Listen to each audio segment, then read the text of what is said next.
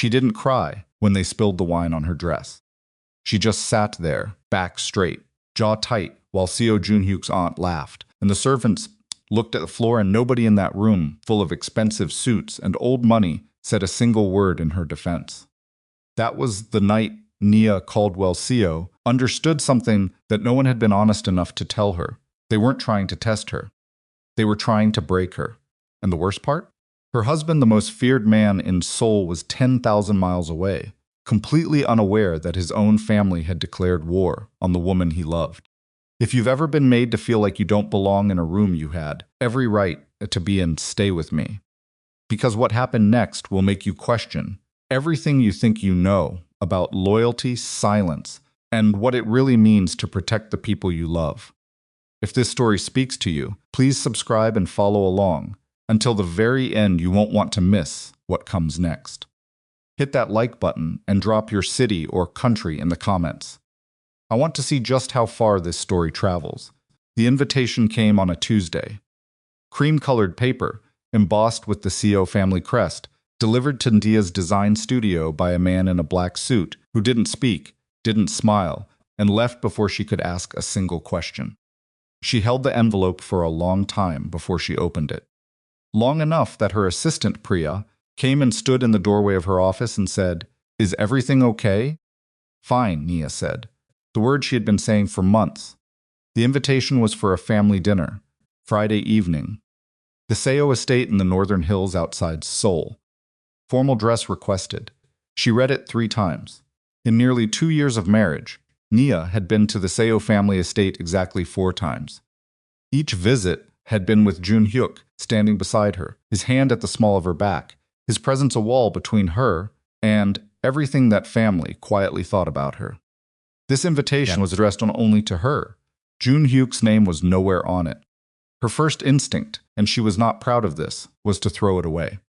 Her second instinct was to call her husband. She called him.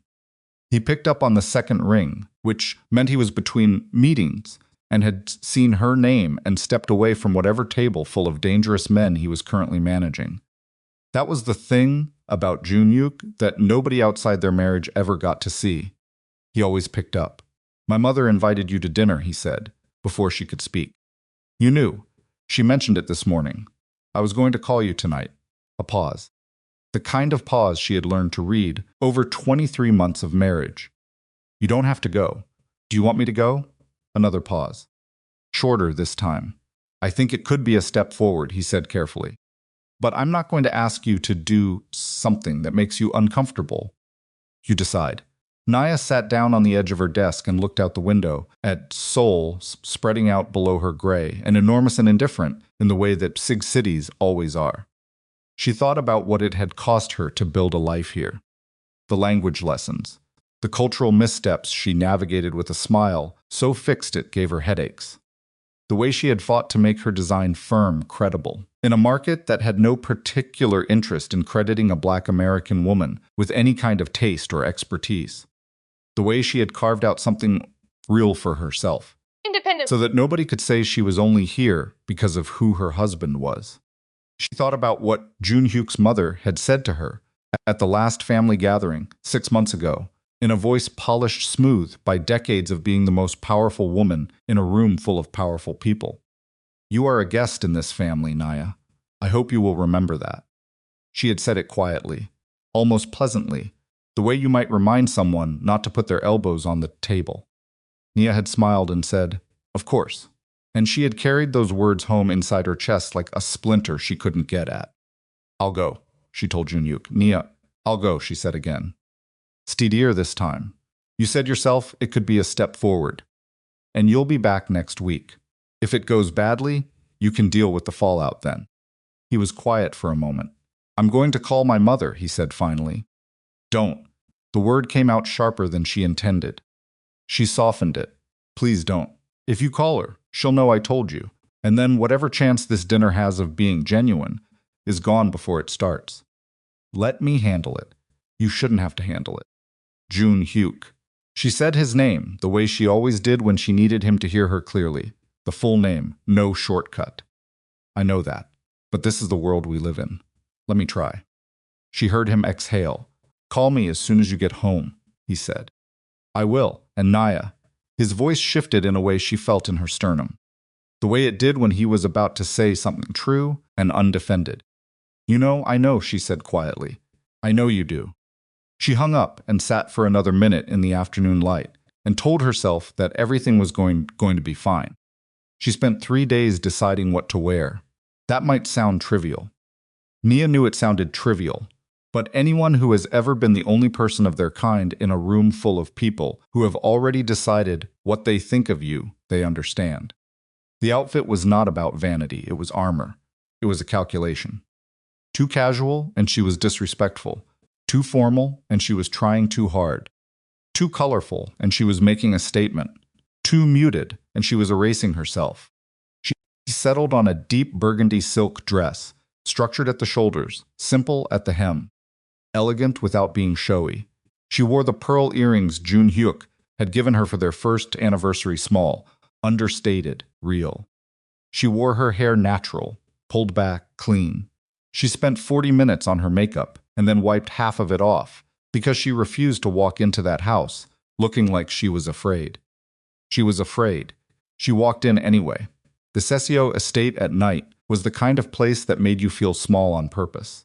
The gates alone were taller than the apartment she'd grown up in back in Atlanta. The driveway was lit with lanterns, set into the stone, casting everything in amber, and she could hear the faint sound of water from the garden before she even reached the front door. A butler she didn't recognize took her coat and didn't make eye contact. She was shown into the main dining room. 14 people were already seated. 14. She had expected a family dinner. 6 people, maybe 8. The kind of gathering where a mother-in-law makes careful attempts at small talk and everyone pretends. The tension isn't thick enough to cut.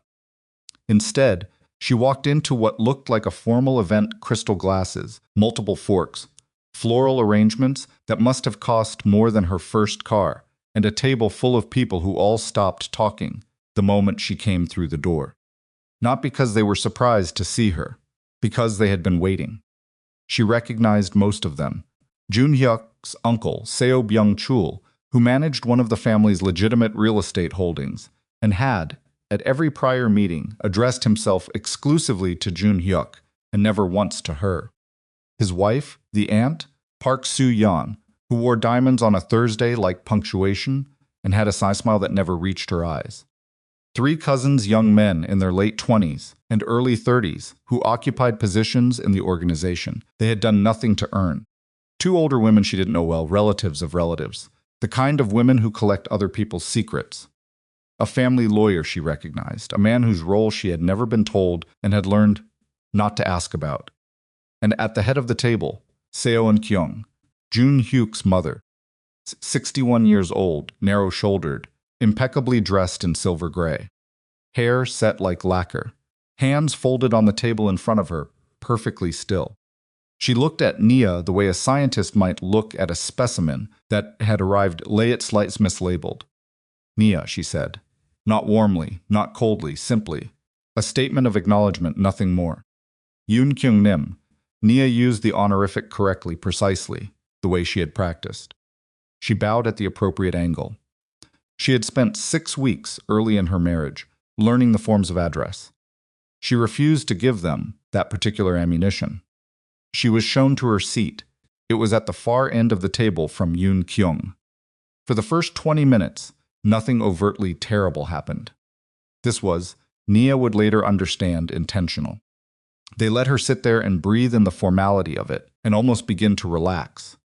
Appetizers were served, a kind of shellfish she didn't love but ate without complaint. The conversation moved around her in Korean, and here was the thing about Nia's Korean. It was functional. She had been working hard at it for 2 years, and she understood more than she let on, which was a choice she had made deliberately and had never once regretted. She caught fragments. She caught the cousin, the one they called Hyun Min, who was 29 and had the particular arrogance of someone who has never had to worry about money, saying something that included the words American. And what does she actually know in the same sentence? She didn't react. She reached for her water glass and took a calm sip and looked at the floral arrangement in the center of the table and kept her face smooth.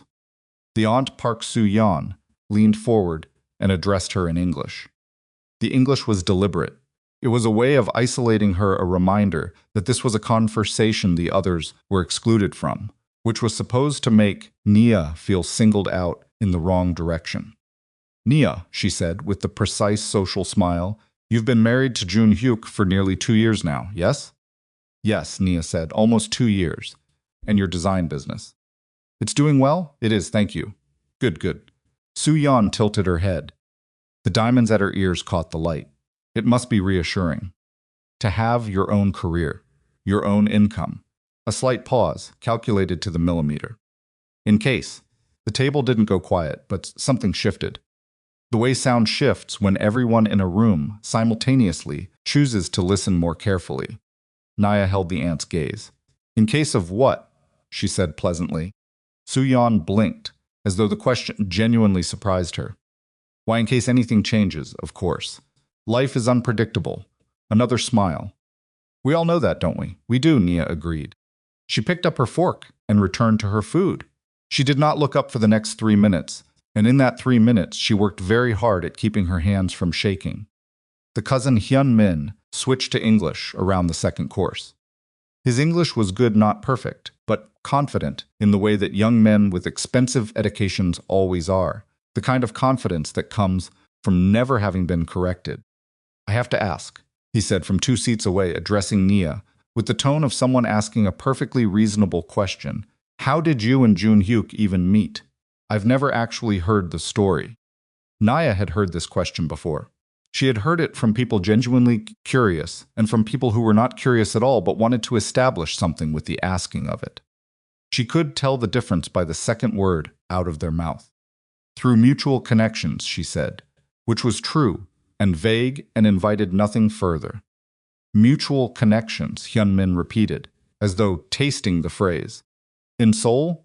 Or in gestured slightly, vaguely with his wine glass. A gesture that meant wherever you come from. "In Seoul," she said. "I've lived here for 4 years." Right, right. He nodded slowly. "I just wondered, forgive me. This is personal. I know, but did Joon-Hyuk approach you? Or was it?" "Hyun-min." The voice came from further down the table. One of the older cousins, a man of 40 or so, named Seo Dae-woong, who had never been anything but silently cold toward her. Even he, apparently, had a line. Hyun-min leaned back and shrugged, unconcerned. Nia set her fork down. She looked at Hyun-min directly. She did not look away, and she did not soften her expression, and she did not rush the words. "You're asking if I pursued your cousin for his money," she said. "You don't have to dress it up. I've heard the question before." The table went quiet for real this time. Hyun-min's jaw shifted slightly. "I didn't say you didn't have to." She picked her fork back up. "And the answer is no, in case you needed it." She went back to eating. Her heart was hammering so hard she could feel it in her throat. The wine happened at the 3rd course. She heard it. Before she registered what it was, a sudden movement beside her, a gasp from someone across the table, the particular sound of liquid hitting fabric. Cold and immediate and spreading, the red wine soaking through the silk of her dress from her shoulder to her waist. She stood up reflexively. Park Soo-yeon was already reaching for her napkin, pressing her lips together in an expression that was performing regret and producing something closer to amusement. "Oh, I'm so sorry," she said. The words were right. The tone was absolutely wrong. "I can be so clumsy." The servant standing 3 feet away had a clean cloth and offered it immediately, eyes down. Nia took it. She blotted the wine from her dress with steady hands. She did not say it's fine. She did not say, don't worry about it. She did not give Soo-yeon the performance she wanted, which was Nia rattled, Nia flustered, Nia excusing her attacker in front of an audience. She handed the cloth back to the servant and sat back down. "Thank you," she said to the servant. She looked at the stain on her dress once, briefly, and then looked away from it. She picked up her wine glass, her own, intact, and took a slow sip. She did not look at Soo-yeon at all. Across the table, she caught one of the older women watching her. Not with cruelty. With something closer to careful attention, The way you look at someone you're trying to figure out. Naya held that gaze for a half second and then let it go. 14 people in this room. Not one of them said a single word. The meal moved forward. Course after course, the table cycling through conversation that moved around Nia like water, around a stone present, fluid, persistent, never quite, including her. She ate. She smiled when spoken to. She answered questions. She navigated the tributaries of small cruelties, the slight that arrived dressed as curiosity, the insult that came packaged as concern with the skill of someone who had been practicing for 2 years because she had been practicing for 2 years. She thought about Joon-Hyuk. She thought about him often in situations like this. Not as a rescue, she had never wanted to be rescued, had always believed that needing to be rescued was something she could work around. She thought about him because he was the reason she was sitting at this table with wine drying on her dress and her jaw aching from the effort of holding a smile in place. He was the reason this mattered. He was the reason leaving was not as simple as standing up and walking out. Because she knew him. She knew what it had cost him to become who he was. She knew the weight of the Seo name from the inside, not the glamour of it, not the power that everyone outside that world sees, but the grinding, endless inheritance of expectation and obligation and debt that a son carries when his father built something vast and ruthless and handed it down. She knew what his family meant to him, even when they disappointed him, even when they were small, even when they were cruel. She knew he would burn them all down if he found out what they were doing to her. That was why she had said nothing, not because she was weak, not because she didn't have the words, not because she thought this was acceptable or right or something she deserved. Because she loved him enough to protect him from a choice she knew he would make and couldn't take back. Dessert arrived. The table's conversation had reached one of those natural pauses, the kind that happens between courses when everyone is momentarily occupied and the room breathes for a second. In that pause, Seo Joon-Hyuk put down her chopsticks. She had barely spoken throughout the dinner, not because she was distant or distracted, but because she didn't need to. The dinner had been running on her instructions, moving according to a design Nia had spent 2 hours slowly, sickly recognizing. Everything, the guest list, the seating, the questions, the aunt's wine glass, had the precision of something planned. Yoon-Kyung looked down the length of the table. She looked at Nia. "I want to say something," she said. In English. Deliberately in English, so nothing would be lost. The table went still. Even the 2 men near the door, who had been murmuring to each other, stopped. Nia folded her hands in her lap and looked back at her mother-in-law and held her face completely neutral, because she knew she had known since she sat down that this was where the dinner had always been going. "You are intelligent," Yoon-Kyung said. "I will say that. And you have conducted yourself with more composure than I expected tonight. I want to acknowledge that." A long pause. "But," she continued, in the voice of someone delivering a verdict they have held for a long time, "composure is not belonging. And intelligence is not family." Her eyes held Nia's without blinking. "You may sleep beside my son, but that does not make you one of us." 14 people heard it. Not one of them moved. Nia held Yoon-Kyung's gaze for 3 seconds. 5. 7. Long enough that it stopped being comfortable for anyone in the room. Then she said quietly, without heat, "Thank you for having me to dinner." She stood.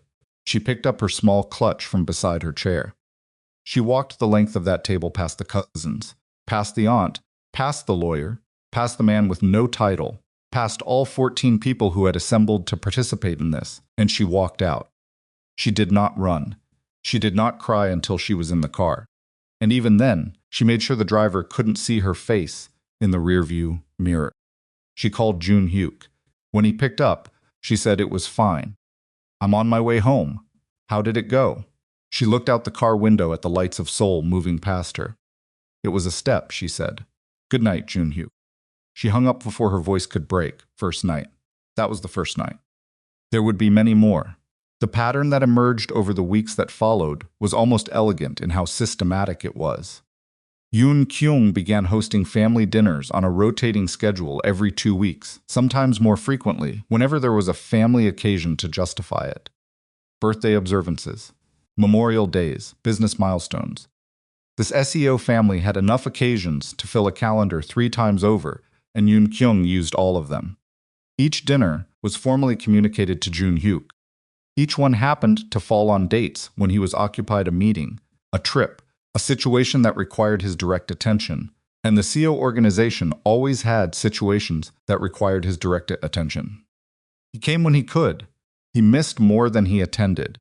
When Joon-Hyuk was there, Nia was beside him. When he wasn't, the rules were different. She was not excluded directly. That would have been too obvious, too easy to trace, too easy for Joon-Hyuk to recognize as deliberate. Instead, she was included technically, and excluded in every way that actually mattered. Included on the guest list, given a seat at the table, always at the far end, always between people who would spend the evening turned slightly away from her. Included in the gathering photographs that Yoon Kyung began commissioning, which was new, and the photographs were taken in the moments when Nia stepped away, when she was in the hallway, or stepping outside for air, or visiting the restroom. And when she came back, the camera was gone, and the family was dispersing, and Soo-yeon would say, "Oh, we just finished. Such a pity, perhaps next time." It happened once, and she told herself it was coincidence. It happened again, and she told herself she was being paranoid. It happened a third time, and she understood exactly what it was. At formal seated events, the larger gatherings where the organization's senior figures attended alongside family, Nia noticed that her assigned seats kept her physically separated from Joon-Hyuk, even when he was present. Once, twice, she assumed it was the logistics of a large table. The third time, she checked the seating card with her name on it against the arrangement, and saw that there was no logical reason, no rank order, no generational hierarchy that explained it to seat her at the opposite end of the table from her husband, except that someone had chosen to. She sat where she was placed. She watched Joon-Hyuk from a distance, talking easily with people who mattered, laughing at something she couldn't hear, and she ate whatever was in front of her and kept her expression calm and easy and pleasant. After the dinner in their car, he reached across the console and held her hand. "You seemed quiet tonight," he said. "Long week," she said. "Tell me about it." And she did. She talked about a client project that was genuinely giving her trouble, a supplier who had delayed delivery, an issue with a subcontractor. She filled the car with real things, true things, things that were not what he was actually asking about. And he listened, because he always listened, and she felt the specific private misery of lying to someone by only telling the truth. The comments began in the third month of what she had begun, privately, to call the campaign. They arrived as jokes. That was always how they arrived, with a laugh attached, with a lightness that was designed to make objection seem like oversensitivity. Hyun Min was the most frequent source. He would say something at the dinner table that landed just wrong, with just enough deniability embedded, that if she reacted, the reaction would be the story, not the comment. Once, looking at her across the table, he said in Korean, clearly not expecting her to understand, that it was interesting how Joon-Hyuk had gone all the way to Africa to find a woman when Korea had plenty. She was not from Africa. She was from Atlanta. She didn't react. She reached for her glass and sipped her water and looked at the floral arrangement.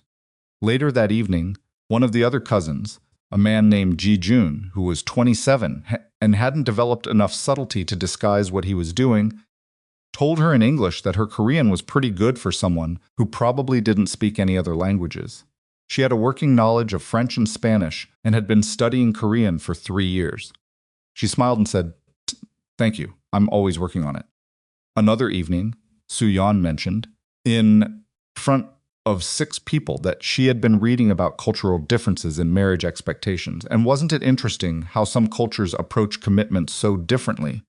And some women were raised to see a husband as a financial arrangement, not a partnership. Nia put her chopsticks down. She looked at Soo-yeon. "I run my own business," she said. Her voice was even. "I own my own apartment separate from my husband, which I've kept, because I believe in being financially independent. I have never asked Joon-Hyuk for money beyond what a married couple shares." She paused. "But I'm curious about the article you read. I'd love to see it." Soo-yeon smiled, unperturbed. Oh, I can't recall where I saw it. You know how it is. I do, Nia said. She picked her chopsticks back up. She did not eat anything else that evening. Her stomach had closed. She started keeping a list, not to show anyone, not to use as evidence, or to build a case, or to present to Joon-Hyuk or anyone else. Just to keep track, because the specific, insidious cruelty of this kind of treatment is that it is designed to make you feel crazy, to make you question whether what you experienced was really what happened, whether the wine was really deliberate, whether the photograph timing was really intentional, whether the joke was really a joke, whether you are too sensitive, whether you are making it about you, whether you are looking for offense where there is none. The list was for her, a private record of what was real. By the end of the second month, it was 4 pages. At night, in the apartment she shared with Joon-Hyuk, she would wake at 3 in the morning and lie beside his sleeping body, and stare at the ceiling and run through her options. She could tell him. She had imagined that conversation so many times she could script every beat of it, the way his voice would go quiet, the stillness that preceded his anger, the particular look he got when something had crossed a line he didn't know existed. She knew exactly what he would do. She knew. Because she knew him, fully, the way you know someone when you have chosen to share a life with them and you have paid attention. He would not forgive it. He would not quietly reprimand and give second chances and restore careful peace. He was Seo Joon-Hyuk, and the people who had spent 4 months systematically humiliating his wife were his blood, and that combination was not something that ended gently. She thought about his mother. Whatever she was, whatever she had orchestrated and permitted and organized, she was 61 years old, and she had built her entire life around this family. She thought about what it would look like, what it would feel like to be the instrument of that. She decided again that she could handle it. She was wrong.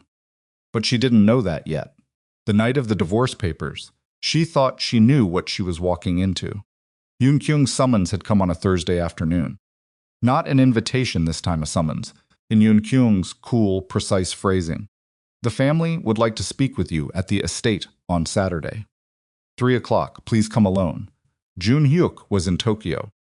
A situation had developed. The details were not shared with her, which was part of the agreement she had made with herself when she married him, that there were parts of his world she would not ask to enter, and he would not be back until Monday.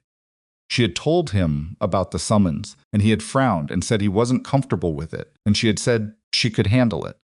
There was that word again. She had dressed carefully, as always. Not armor this time. She was tired of armor. She wore a simple dark pantsuit, and her hair loose, and the pearl earrings from their first anniversary, and she drove herself, because she refused to arrive at Seo Yoon-Kyung's door, having been delivered like a package. The estate in daylight looked different from the estate at night. More human, somehow. Less theatrical. There were gardeners on the grounds and the sound of birds and the faint smell of the plum trees that lined the east wall. It looked, in full afternoon light, like the kind of place where someone actually lived. She walked inside. The main sitting room had been arranged with attention. Not for dinner, for something else. Chairs had been positioned with an awareness of who would sit where. She counted the faces as she came in. Yoon-Kyung, Soo-yeon, Byung-chul, 2 of the cousins, a man from the organization she recognized as one of the senior lieutenants, the family lawyer, one of the older women from the earlier dinners. 9 people, assembled witnesses. Nisa stood in the doorway for a moment. She understood, in that moment, what she had walked into. She walked in anyway. Yoon-Kyung did not ask her to sit. She simply looked at her, and then looked down at the low table in the center of the room, and Nia followed her gaze. A manila folder. Nia didn't move toward it. She stood where she was and waited. Sit, please, Yoon-Kyung said. She sat. Yoon-Kyung slid the folder across the table. Open it, she said. Nia opened it. The papers inside were printed on heavy stock, formal and thorough, with signatures already on the lines that required Yoon-Kyung's authority. Divorce proceedings. Joon-Hyuk's name. Hers. The legal language was in Korean, but she had enough of the language and enough of a lawyer's mind from years of contract work to understand what she was reading. She read every line. Nobody in the room spoke while she read. When she was finished, she closed the folder. She looked up at Yoon Kyung. "He doesn't know about this," she said. "This is a family matter," Yoon Kyung said. "He is my family. He is my son." The correction was immediate, firm, final, and a mother understands what's best for her child in ways that a wife of 2 years cannot. Naya looked at the folder. She looked at the 9 faces arranged around the room. She looked at the family lawyer. Sue was looking somewhere slightly to the left of her face. She looked at the senior lieutenant, who was looking at the floor. She thought about what she had swallowed for 4 months. The wine, the photographs, the jokes, the seating arrangements. The 1,000 small degradations, carefully deniable, meticulously applied. She thought about Joon-Hyuk in Tokyo, between whatever meetings his world required, probably thinking about her, probably planning to call her tonight. She thought about what he would say if he knew. She pushed the folder back across the table. "I didn't marry him for his empire," she said. Her voice was steady. She was proud of that afterward, of how steady her voice was. "And I won't leave him because his family hates me." The room erupted around her, not in shouting. This family was too controlled for shouting, but in the particular eruption of people who have collectively decided something and encountered resistance they didn't anticipate. Byung-chul spoke at length in Korean, something about the family's name, about tradition, about the precedent of a Seo son with a foreign wife. Yeonmin muttered something she didn't catch. Soo-yeon looked at Nia with an expression so cold it was almost impressive. But Yoon Kyung was quiet. She looked at Nia for a long moment. And then slowly she nodded, not in agreement, but in the manner of someone who has decided that this particular conversation has reached its end and the next move will be different. Nia stood. She picked up her bag. She walked out for the second time in 4 months, through that too-tall gate, into the afternoon light. In the car, she sat for 10 minutes without starting the engine. She did not know that the private corridor on the east side of the mansion had been occupied for the last 27 minutes by a man who had arrived from Tokyo 8 hours ahead of schedule. She did not know that he had heard every word. She did not know that everything was about to change. He had been standing in that corridor for 27 minutes. Not because he was hiding. Seo Joon-Hyuk did not hide in his own family's house. He had stopped because he heard his wife's voice coming through the partially open door, and something in the particular quality of her tone, controlled in a way that sounded like it was costing her, made him go still before he understood why. He had landed at Incheon at noon. The Tokyo meeting had collapsed faster than anyone anticipated, not because it went badly, but because the other party had been more desperate than his intelligence suggested. And desperate men concede quickly when they understand who they are sitting across from.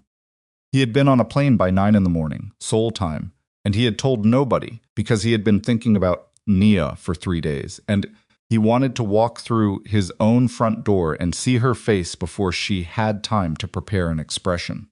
He had come to the estate first, because his driver had taken the northern route, and he had seen the cars in the driveway, and thought, with the particular exhausted affection of a man who has been managing crises for 15 years, that he would say hello to his mother and be home within the hour. He heard Nia's voice. He stopped. He listened. By the time the folder slid across the table, he couldn't see it, but he heard the paper sound of it. The particular slide of something heavy and official. Across lacquered wood, he had been standing in that corridor long enough that his driver had texted twice asking if he should wait. He hadn't answered. He stood with one hand flat against the wall and listened to 9 members of his family attempt to purchase his wife's absence from his life. He heard his uncle talk about the family name. He heard his cousin mutter something he couldn't fully catch and didn't need to. He heard his aunt say, in a voice designed to carry, that a woman like Nia would never understand what it meant to carry the weight of a family like theirs. He heard Nia say, "I didn't marry him for his empire. And I won't leave him because his family hates me." And then the room erupted, and Joon-Hyuk stood in the corridor and felt something happen to his face that he was glad nobody could see, because it was not an expression he showed to anyone except in rooms where the outcome had already been decided. He waited until he heard Nia leave. He listened to her footsteps cross the entrance hall and go through the main doors. He waited until he heard the front close. Then he walked into the sitting room. The effect was immediate. Yoon Kyung was the first to see him. She had always had the sharpest peripheral vision of anyone in the family, a quality she had passed to him directly, along with the stillness and the patience, and she saw him in the doorway before anyone else registered the change in the room, and her expression did something he had not seen it do in 30 years. It flinched. The conversation stopped. Byung-chul turned. The cousins turned. The lieutenant, who had spent the entire preceding conversation looking at the floor, looked up for the first time. Joon-hyuk stood in the doorway. He looked at the manila folder on the table. He looked at the lawyer. He looked at his uncle's face, which cycling rapidly through several expressions, before settling on something that was trying to be dignified. He looked at his aunt, who had arranged her features into an expression of careful concern, as though she had been caught doing something that could still be framed as having good intentions. He walked into the room. He picked up the manila folder. He opened it. He looked at the first page. He looked at the signature lines, his mother's authorization at the top, his name printed in the body of the document, his wife's name. He closed the folder. He looked at his mother. "How long?" he said.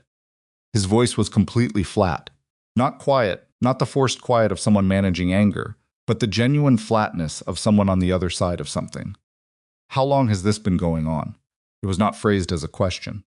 Yoon Kyung's hands, folded on her lap, did not move. "Joon-hyuk, you were not meant to." "How long?" The room was so still that he could hear the birds outside through the closed windows. Yoon Kyung held his gaze. Of all the people in that room, she was the only one capable of it. "Since the beginning," she said, and there was, beneath the words, something that was almost relief. The relief of someone who has been carrying a position for a long time and has finally been asked to defend it directly. "The beginning," he repeated. "You made a choice without consulting your family. Without considering. I'm going to stop you." He said it without raising his voice. "I'm going to stop you because I need you to understand what I know before you decide what to say to me." He walked to the center of the room. Not to a chair he did not sit. He stood where the folder had been, and he looked at each face in turn, slowly, the way he did in rooms, where he needed people to fully understand what they were looking at. "I heard the dinner in January," he said. "I heard what was said about her background. I didn't know, at the time, that she hadn't told me. I thought she had." He paused. "She hadn't. Because she was protecting you." Byung-chul shifted in his chair. "I know about the photographs," Joon-hyuk continued. "The seating arrangements. The wine." He let that land. Watched Soo-yeon's composure develop a hairline fracture. "I know about the comments at the Yoon anniversary dinner. I know what Han-min said in Korean that he thought she couldn't understand." He looked at his cousin, who had gone the color of old paper. "She understands more than you think. She always has." He had not known all of it until this moment. He had known pieces, fragments, that had accumulated in the margins of his attention, things that hadn't connected until he was standing in that corridor listening to his wife refuse to be purchased. But he said it with the certainty of someone who has already made the connections, and watching the faces in that room, he knew he had been right about all of it. "This is a family matter," Yoon Kyung said. Her voice had recovered. "Everything we have done has been in the interest of this family's. She is my family." The words came out harder than anything else he had said. "She is my wife, and she is my family. And you have spent 4 months making her feel like a stranger in rooms she had every right to be in." He looked at his mother. Fully, directly, without the complicated calculus of deference that had governed every difficult conversation they had ever had. And she said nothing. She sat in this house, and she smiled, and she let you do it, because she was trying to protect my relationship with you. She was trying to protect you from me. The room was very quiet. "She should have let me know," Yoon Kyung said. "A woman who cannot be honest with her husband. She was honest with me by not destroying what I have with my family." His voice cracked on the last word barely, a fault line rather than a break, but everyone in the room heard it. "That is what she was doing. That is the only reason you are still sitting in that chair, having this conversation, instead of—" He stopped. He breathed in slowly through his nose, instead of a very different conversation. Byung-chul leaned forward. He had the air of a man who had decided that the situation called for reason, for the older generation authority that had, historically, carried some weight with Joon-Hyuk. Nephew, I know this is upsetting, but you must understand that your mother's concern. Uncle Joon-Hyuk turned to look at him. In 2019, when the Busan operation was being restructured, where did the 12% discrepancy in the Eastern account go? Byung-chul stopped. The question hung in the air of the room. I don't see what that has to do with. I know where it went, Joon-Hyuk said simply. I've known for 3 years. I left it because you're my father's brother, and I thought the debt was settled by other means. His voice was almost gentle, which was somehow worse than if it had been hard. It wasn't settled. It was simply waiting. Do you understand me? Byung-chul understood him. The man went very still. The family lawyer, a careful, intelligent man named Park, who had served the Seo family for 19 years, had survived precisely because he knew when to be invisible, rose quietly from his chair. I'll leave you to your family, he said, addressing no one in particular. Sit down, Joon-Hyuk said. Park sat down. Joon-Hyuk turned back to his mother. Yoon-kyung had not moved. She had not, he noticed, looked away from him once since he entered the room. That was her particular form of courage, the willingness to hold her position, even when the ground was shifting and he had inherited it. And he recognized it, and in this moment he was not moved by it at all. Why did you do it, he said. Because she is not right for you. No hesitation. No apology. Yoon-kyung said it the way she said everything she believed, clearly, directly, as though the clarity itself was a defense. Not because of where she comes from, because of what she cannot give this family. Because of what she cannot understand about who we are and what we carry. Her voice had the particular authority of someone making an argument they have been rehearsing for a long time. A wife for a man in your position is not simply a partner. She is a function. She must understand the culture, the expectation, the weight of what the Seo name means. She understands more about what the Seo name means than anyone in this room, Joon-Hyuk said.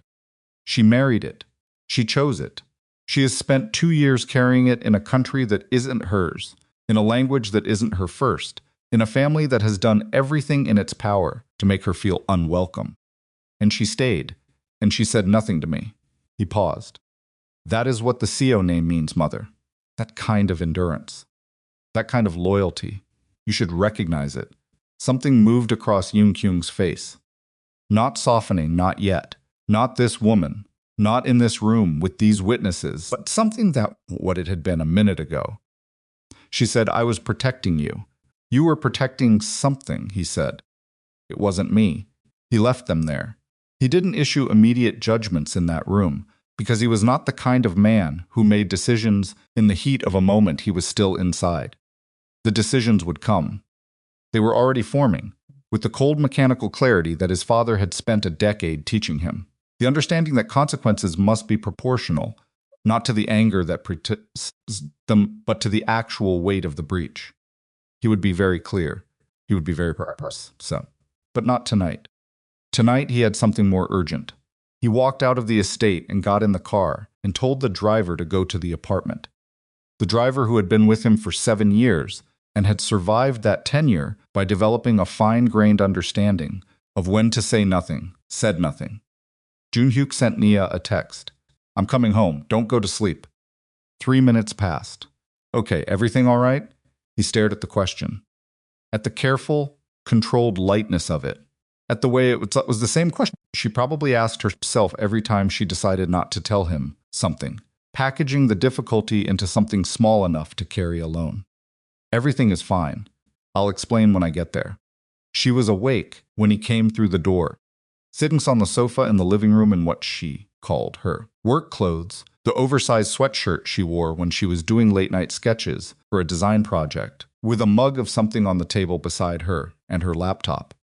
Open and a drawing spread across the coffee table. She looked up when he came in.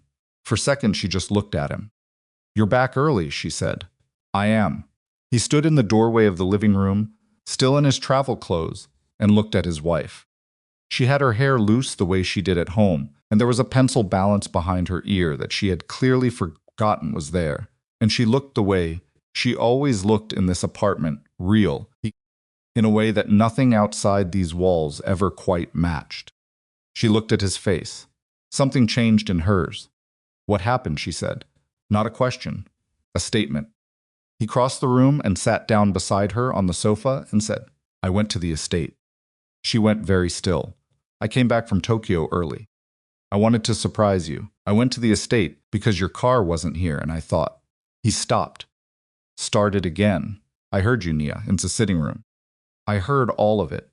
She looked at him for 3 seconds that felt considerably longer. Then she looked at the drawing on the coffee table. "How much?" she said. "Enough." He paused. "All of it.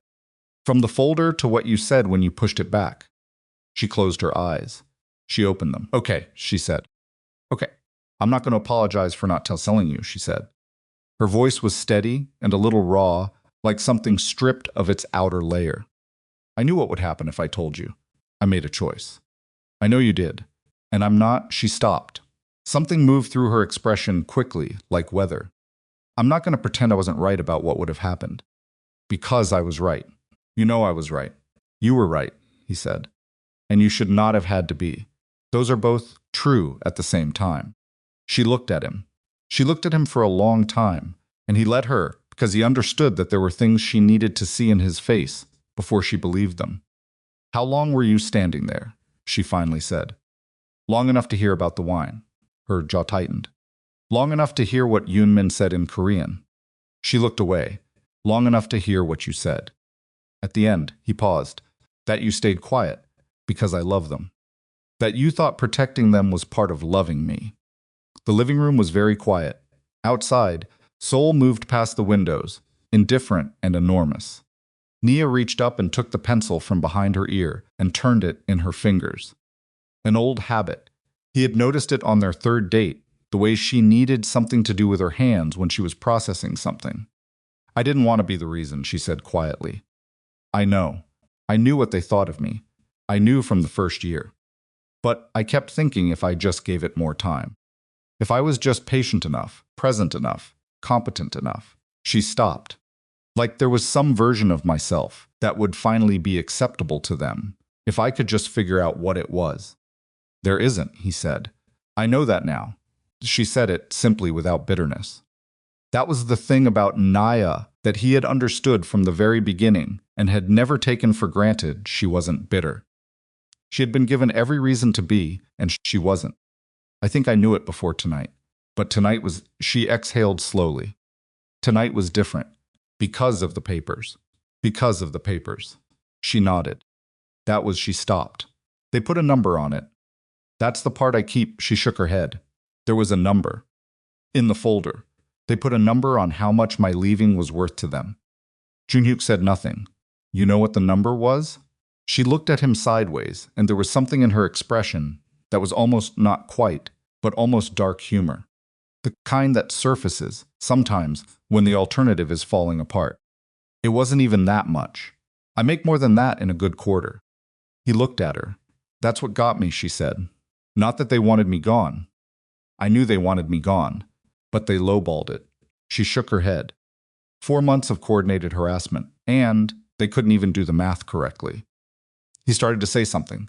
He stopped. And then, because the alternative was something harder, something that would have required more control than he had in him, at that moment he laughed. A short, involuntary sound, the kind that surprises the person making it.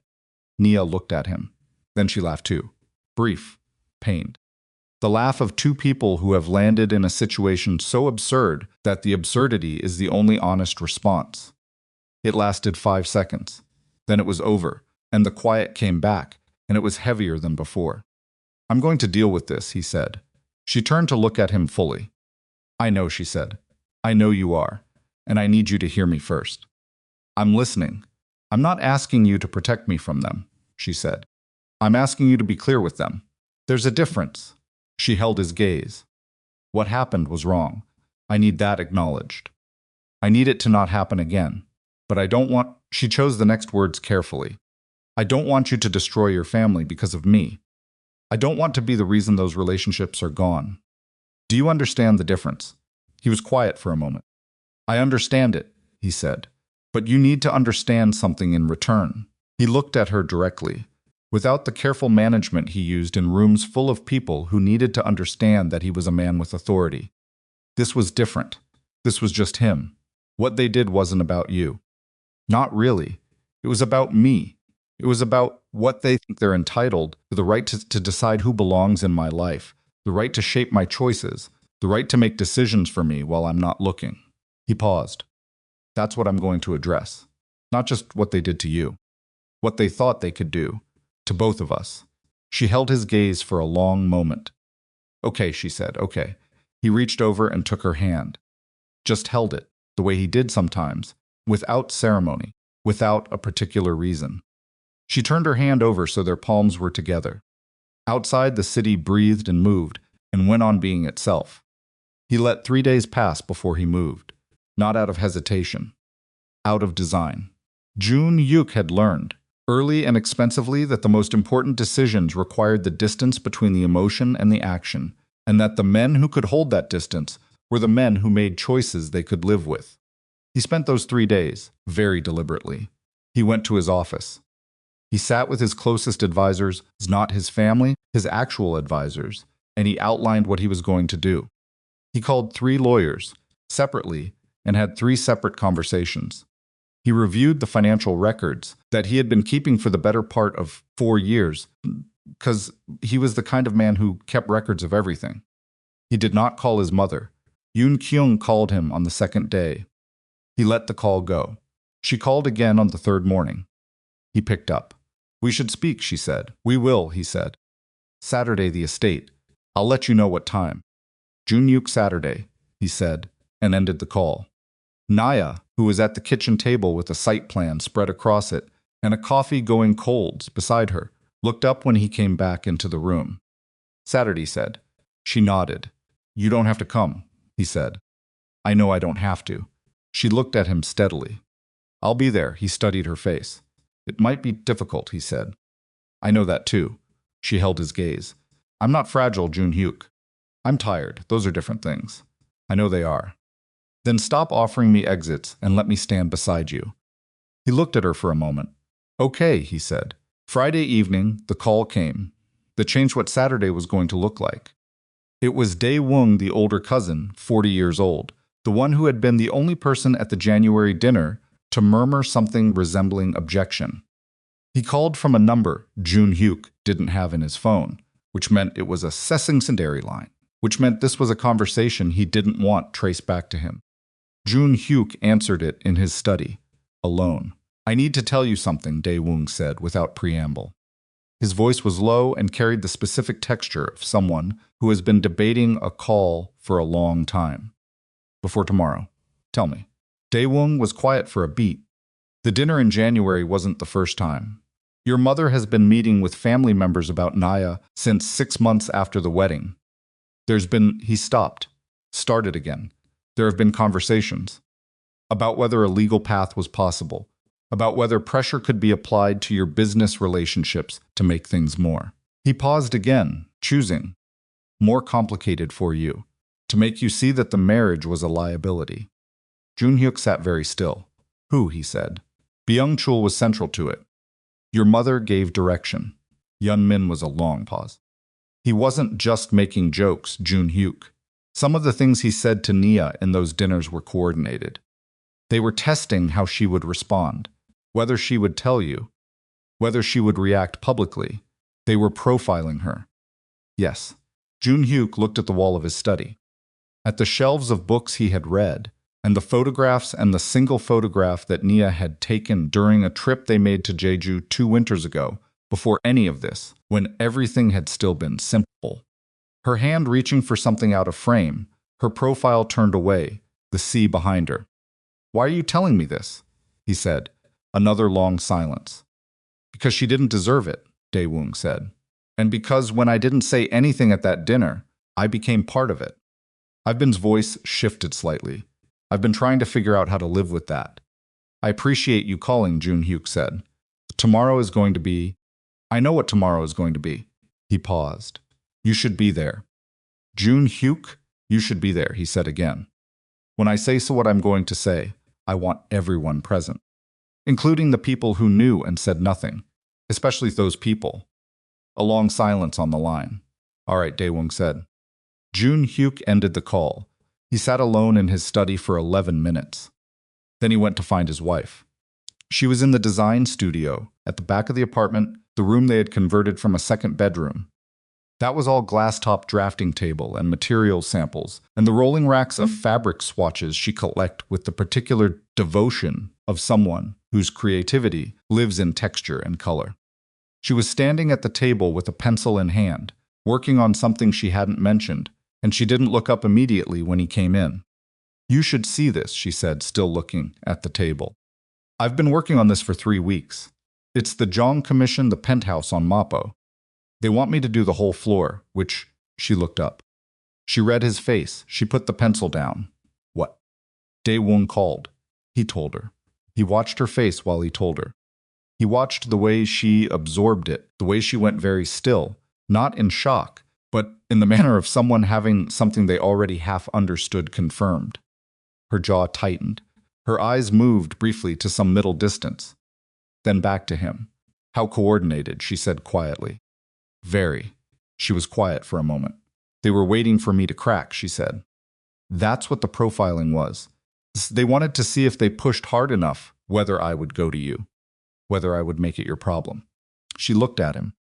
They underestimated how much I didn't want to be your problem. You were never my problem, I know that. She shook her head slowly. They didn't. He looked at her across the drafting table. At the 3 weeks of work spread out in front of her, the precise and careful work of a woman who had been building something of her own while her in-laws were constructing a case against her. Tomorrow, he said. Tomorrow, she agreed. She picked up her pencil. Then she set it back down. I want to ask you something, she said. And I need you to answer me honestly, always. When this is over, when tomorrow is done, and whatever happens, happens, is your family going to recover from it? She looked at him directly. Be honest with me. Is there a version of what you're going to do tomorrow that the family can come back from? He looked at her. Honestly? Yes, some of it, he said. Parts of it. The parts that can be rebuilt. He paused. Not all of it. Some things that break can't be repaired. They can only be replaced by something different. She nodded slowly. And your mother? He was quiet for a moment. My mother, he said carefully, has operated for 30 years under the belief that her authority over this family is absolute, that what she decides is what is right, because she is the one deciding it. He paused. Tomorrow's the first time she will discover that belief has a limit. Nia looked at him. Don't destroy her, she said. He blinked. She put divorce papers on a table and assembled 9 people as witnesses, he said. She has spent 4 months orchestrating. I know what she did. Nia's voice was level. I was there for all of it. I know what she did better than you do. She held his gaze. I'm still asking you not to destroy her. Make her understand. Make it impossible for this to happen again. But leave her something to come back from. She paused. If you take everything her authority, her standing, her family position, you won't be correcting a wrong. You'll just be doing to her what she tried to do to me. The study was silent. Joon-Hyuk looked at his wife for a long time. This woman, he thought, this woman who had been systematically targeted for 4 months by people who had access to every mechanism of social and financial power his world possessed, who had refused to be purchased, who had sat in that room and pushed the papers back and said I didn't marry him for his empire. This woman was standing in her design studio asking him not to be merciless. Not because she was weak, because she understood something that his world sometimes made it hard to remember, that being the person who could have destroyed something and chose not to was a different kind of power than destroying it. He looked at her for a long time. I'll be measured, he said finally. That's all I'm asking. He nodded. He turned to leave the studio. Joon-Hyuk. Her voice stopped him at the door. He looked back. She was looking at him across the drafting table, with the 3 weeks of work and the fabric swatches and the pencils and the life she had built for herself spread around her. Whatever happens tomorrow, she said, I need you to know that I'm not going anywhere. I didn't stay through 4 months of this to leave now. He stood in the doorway. I know, he said. Good, she said. She picked up her pencil and went back to work, and he stood there one moment longer looking at her, and then he walked back down the hall toward his study, and the night ahead of him, and the point past which nothing was going to go back to the way it had been before. Saturdays arrived the way bad days often do, quietly, with good weather. The sky over Seoul was the particular clear blue that comes in late autumn when the air has finally dried out and the city looks cleaner than it is. Joon-Hyuk had been awake since 4 in the morning. Not restless, he had not paced or stared at the ceiling, or done any of the things that a man with less discipline might do the night before a confrontation he had been building toward for 3 days. He had simply woken at 4, lain still for approximately 2 minutes, determined that sleep was finished, and gotten up. He made coffee. He sat at the kitchen table in the dark apartment and drank it, and went through, one more time, the sequence of what he was going to do. He was not angry anymore. That was the important thing. The anger had been real and enormous, and for approximately 48 hours it had sat in his chest like something with weight and heat. But he had worked it down to something colder and more precise, because anger makes noise, and he needed to be quiet today. He needed to be clear. Naya came out of the bedroom at 6:30. She had slept not well. He suspected, but she had slept, and she came into the kitchen in the gray sweatshirt again, with her hair loose, and she looked at the coffee already made, and she said, "How long have you been up?" "A while," he said. She poured herself a mug. She sat across from him at the table. For a moment, they just sat with their coffees in the early light, and the apartment was quiet, in the way it only was on Saturday mornings, when the building was still, when the city outside was running at half speed. "We leave at 1, he said. "I know. You can No, she said. Simply, without heat. Just the word, like a door closing. He nodded. They sat in silence for another few minutes, and it was the comfortable silence of two people who have run out of things to prepare and are simply waiting for the moment to arrive. Outside, the city was starting to wake. The sound of it reached them faintly: traffic, a distant horn, the specific urban hum that never fully stopped. Naya wrapped both hands around her mug.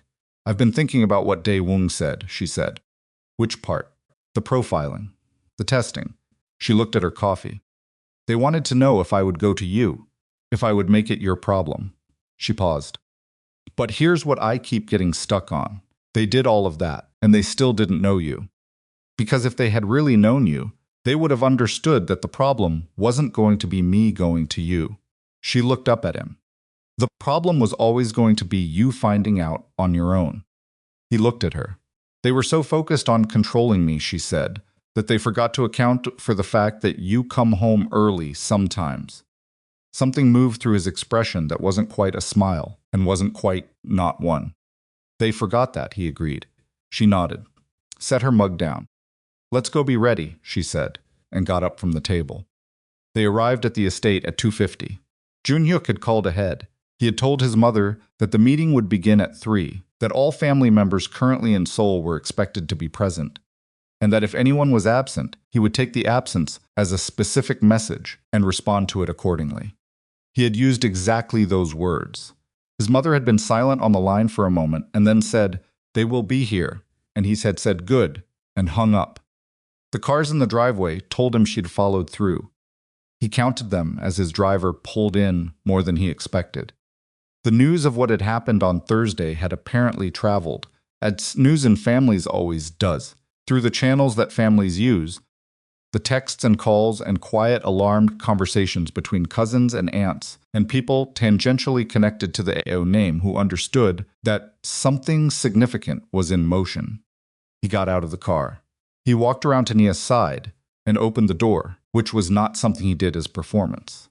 He did it because it was Saturday and she was his wife, and he was aware that the next twos were going to require everything she had, and he wanted her to know, in the smallest available gesture, that she was not walking in alone. She got out. She was wearing the burgundy dress again. He recognized it, had recognized it, the moment she came out of the bedroom wearing it, and he understood the choice immediately, and said nothing about it. The dress she had been wearing the night the wine was spilled across it. She had had it cleaned, clearly. She was wearing it exactly as it had been before. He offered his arm. She took it. They walked into the estate together. Sixthly himself. The main sitting room had been expanded, doors open to connect it to the adjoining room, creating a space large enough to hold the 31 people who were assembled there when Joon-Hyuk and Nia walked in. He had not expected 31. He had expected the inner family circle, perhaps some senior organization figures.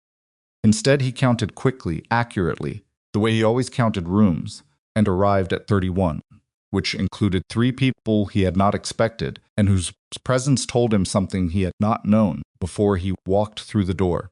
His mother had made calls of her own.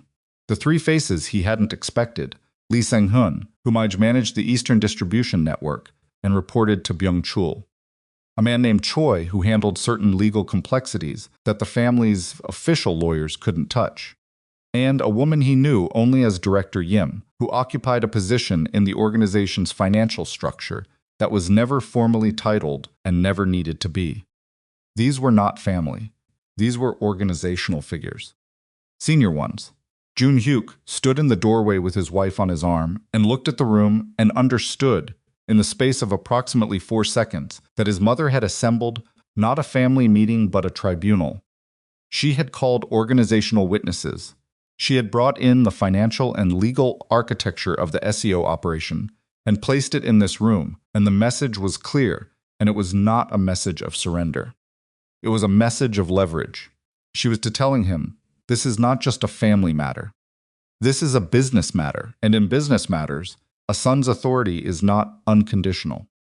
Seon Kyung was seated at the center of the room, in a high-backed chair that was not technically a throne, but had been placed and angled in a way that functioned as one.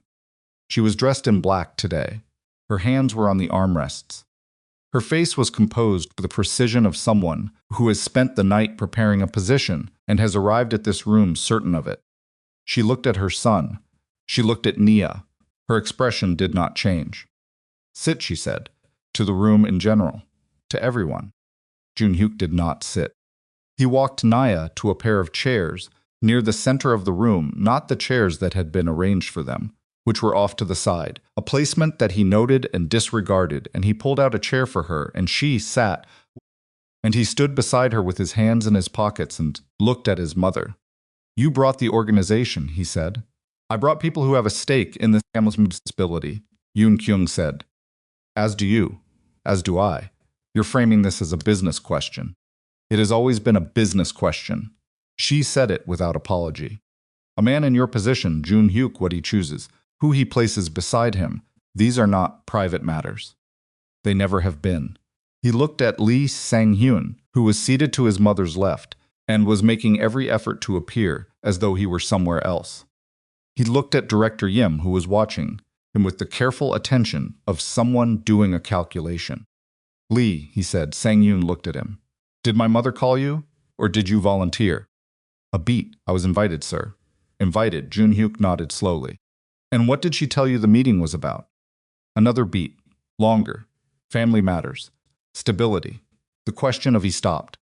The question of my wife, Joon-Hyuk said. Sang-hyun said nothing. Director Yim. He turned to her. She was perhaps 55, with the contained, watchful quality of someone who had spent decades in rooms full of dangerous men and survived by being more useful than any one of them. Same question. She looked at him directly. Your mother indicated there was a question of the family's structural continuity, that certain choices posed risks to the organization's cohesion. What choices? She paused. Your marriage. The room was very quiet. Nisensa, seated beside him, had not moved. He was aware of her, in his peripheral vision, the stillness of her, the precise controlled breathing of someone managing a reaction with everything they had. Joon-Hyuk looked at his mother. You told them my marriage was a structural risk, he said. I told them the truth, Yoon Kyung said, that this family has been destabilized by a decision made without consultation, without regard for the consequences. The consequence of my marriage, he said, is that I have a partner I trust completely. That is not destabilization, that is the opposite of it. He paused. The destabilization happened when my family decided to conduct a 4-month operation against my wife without my knowledge. That is the actual risk to organizational cohesion. Because if the people inside this structure will conspire against each other, they will conspire against anything. Something shifted in the room. Not dramatically, not the way rooms shift in confrontations that have already reached their breaking point. It was the small structural shift of people recalibrating, of organizational figures who had come in aligned with one position and were quietly, rapidly reassessing. Yoon Kyung pressed her hands flat on the armrests. "You are letting a woman cloud your judgment," she said. "I am exercising my judgment," he said. "The fact that my judgment disagrees with yours doesn't mean it's compromised." "You are 20 years from understanding what I know," she said. And there it was, the authority of a woman who had sat at the center of this world for 35 years, who had watched her husband build it and then watched him hand it to her son, and had spent every year since positioning herself as the compass point by which the family navigated. "When your father was alive, there were decisions I protected him from making. Decisions that would have felt right in the moment and been catastrophic in the long term. That is what a family does. That is what I have always done." "Tell me," Joon-Hyuk said, "what decision did you protect him from?" She blinked. "Specifically," he said, "name one." She looked at him. "This isn't name one decision you protected him from. Since you've raised it." His voice was perfectly even. "Give me the example." The silence stretched, and in that silence, in the 3 seconds that Eun Kyung did not answer, Joon-Hyuk watched something happen to the room. The organizational figures. Lee Sang-yoon, Director Yim. Choi. They were watching the exchange with the attention of people whose loyalty is not unconditional and who are in the process of determining where their actual interests lie. Yoon Kyung had assembled them as leverage. But leverage only works if the thing you're leveraging withholds. It was Byung-chul who broke the silence, and he did it wrong. He had the long-established habit of the man who reads a room poorly and overestimates his own ability to redirect it. He leaned forward from his chair, and he said, "Joon-Hyuk, I want to speak plainly. There are financial considerations that your mother didn't want to burden you with." "The Eastern account," Joon-Hyuk said. Byung-chul stopped. "I mentioned it the other night, and you didn't want to address it. Let's address it now." Joon-Hyuk turned fully to face his uncle. 2.3 billion won. 2019, over an 11-month period. Transferred through a shell company that your son helped establish. He looked at Hyun Min, who had gone completely still, and routed through a holding entity that I was never given authorization to review because you restructured the reporting chain in 2018. Because you told me it was an efficiency measure. The room had changed temperature, not metaphorically. The actual oxygen in it seemed different, thinner, or heavier. Some quality had shifted, and everyone in the room was feeling it without being able to name what it was. Byung-chul's face was doing something complicated. "That money," Joon-Hyuk continued, "went somewhere. I know where some of it went. I have documentation for approximately 60% of it. The remaining 40% is what I've been waiting patiently, out of family loyalty, for you to account for." He paused. "Tonight seems like a reasonable time to do that. This is not." Byung-chul started and stopped. Started again. "This is not the purpose of this meeting. You came here to discuss what poses a risk to this organization," Joon-Hyuk said. "I'm discussing it." Director Yim was very still. Joon-Hyuk looked at her. "You manage the financial oversight structure for the Eastern operations, which means either you knew about this or someone made sure you didn't. I'd like to know which one." Her eyes were precise and unreadable. "I would like to see the documentation," she said carefully.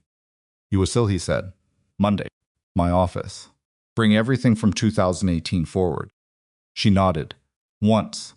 The nod of a person who has just quietly changed sides and is being professional about it.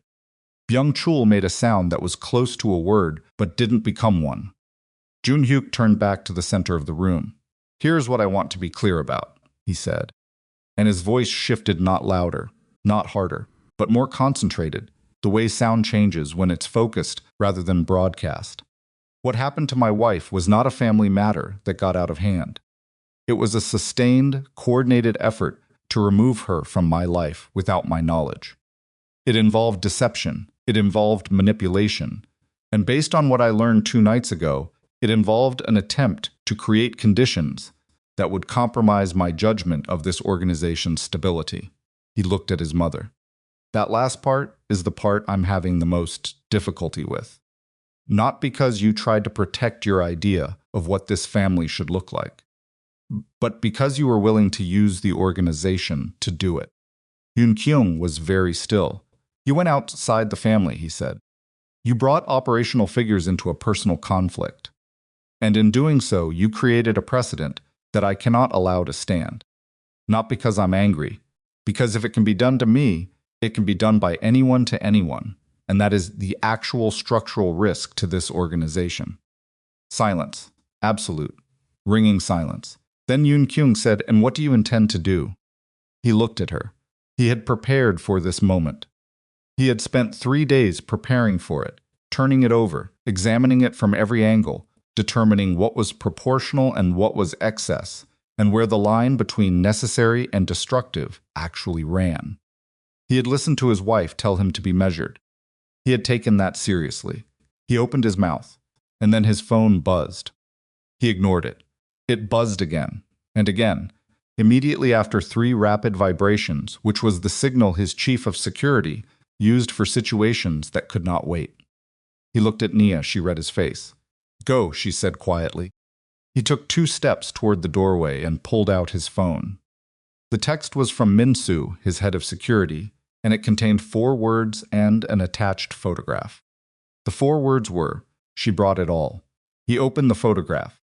He stood in the doorway of the sitting room with 31 people behind him, and he looked at what was on his phone screen, and something happened to him that he had not experienced in approximately 11 years, since the night his father died. And he inherited something he had not been ready for and had to become ready for overnight. He felt the ground move, not literally, but the particular internal sensation of a foundational assumption proving false, the vertigo of a man who's been standing on something solid, discovering that the solid thing was not what he thought it was. He turned around. He looked at his mother. He looked at her for a long time. Then he said very quietly, "Where is the red ledger?" The room already still went into a different kind of stillness. Yoon Kyung's expression was the most controlled he had ever seen it. "I don't know what you mean," she said. "The red ledger," he said again. "My father's. The one that was in the estate safe as of 3 years ago. The one that documents every arrangement he made that didn't go through official channels. Every name, every number, every agreement that held this organization together from 1987 to 2009. He paused. "Where is it?" The silence had a texture now. The organizational figures were not breathing comfortably. Lee Sang-hyun had both hands flat on his thighs. Director Yim's calculation behind her eyes had accelerated into something visible. "Your mother gave it to me." The voice came from the right side of the room. Joon-hyuk turned. The man named Choi, the one who handled legal complexities that official couldn't touch, the one whose presence Joon-hyuk had noted and filed and not yet addressed, was standing. He had a leather briefcase at his feet that Joon-hyuk had registered when he entered and had not assigned significance to. He was looking at Joon-hyuk with the expression of a man who has held something very valuable for a long time and is attempting, in real time, to determine the best way to put it down. "She gave it to you," Joon-hyuk said. 18 months ago, Choi said, with instructions to hold it, in the event that he paused, in the event that certain circumstances arose. What circumstances? Choi looked at Yoon Kyung. She did not look back at him. He looked at Joon-hyuk. In the event that you refused to cooperate with the family's wishes regarding your marriage. The room exhaled, not in relief, in the collective recognition of something enormous settling into place. Joon-hyuk looked at his mother. She was looking at the wall to the left of him, not at him directly. For the first time in this room today, she was not looking at him directly. "You were going to use my father's ledger," he said, "as leverage." She said nothing. "Against me," he said. "You were going to threaten to release information that could dismantle everything my father built, everything I've spent 15 years protecting if I didn't end my marriage." She said nothing. Nia had stood up from her chair. Joon-hyuk was aware of her, standing aware of her the way he was always aware of where she was in a room, but he could not look at her right now. He could not look at anything except his mother's profile and the wall she was looking at and the 18 months of this that he had not known about until 30 seconds ago. He had thought the 4 months of cruelty toward Nia was the worst of it. He had thought the divorce papers were the end point of what his family had been willing to do. He had been wrong. This had started 18 months ago. This had started 6 months after his wedding. His mother had taken his father's ledger, the most dangerous document in the Seo organization's history, the record that connected names to arrangements to numbers in ways that could expose every protected relationship the family had built across 3 decades, and she had handed it to a lawyer and told him to hold it in reserve, like a weapon, like a last resort, like the thing you use when everything else has failed. She had been willing to burn his father's legacy to the ground to end his marriage. He breathed in. He breathed out. Nia said quietly, from across the room, Joon-Hyuk. He turned. She was standing with her hands at her sides, and her face was the clearest he had ever seen it, not calm, not composed in the managed way she was composed at the estate dinners, but genuinely clear, the expression of someone who has just had the full shape of a thing revealed to them and has looked at it directly without looking away. "Go get the briefcase," she said. He looked at her. "Go get it," she said. "From Choi. Right now. Before anyone in this room has time to think about what happens if someone else gets to it first." His eyes moved to Choi. Choi was holding the briefcase handle, and he was looking at the door, and he was doing the math that a man in his position would do in this situation about what the briefcase was worth, and to whom, and whether the person he'd been holding it for was still the best option. Joon-Hyuk crossed the room in 7 steps. He stopped in front of Choi. Choi looked at him. "I'll take it," Joon-Hyuk said. Choi handed it over without speaking. Joon-Hyuk took the briefcase. He set it on the nearest flat surface, a side table against the wall, and he opened it. Inside, wrapped in a cloth that he recognized, dark red, worn at one corner in a specific way he remembered from childhood, was his father's ledger. He did not open it. He looked at it for 3 seconds, and then he closed the briefcase. He turned around. 31 people were looking at him. His mother was looking at the floor now. He walked back to the center of the room, briefcase in hand, and he stood there, and he felt the weight of what he was holding, not just the document, but the full architecture of what had been attempted, what his family had been willing to do, the scale of it, the cold, patient, 18-month scale of it. He looked at Yoon Kyung. "Look at me," he said. She looked up. Her eyes were dry. Whatever she was feeling, and he believed she was feeling, something. He was not able to believe she was entirely without feeling. About this moment, she had it locked behind a composure that 35 years has built to something close to structural.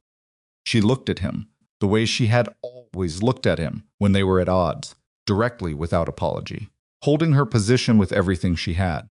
"You took his ledger," Joon-Hyuk said. "His, not yours. Not the family's, his. The thing he left in that safe, because he trusted it would stay there." She said nothing. "He trusted you," Joon-Hyuk said.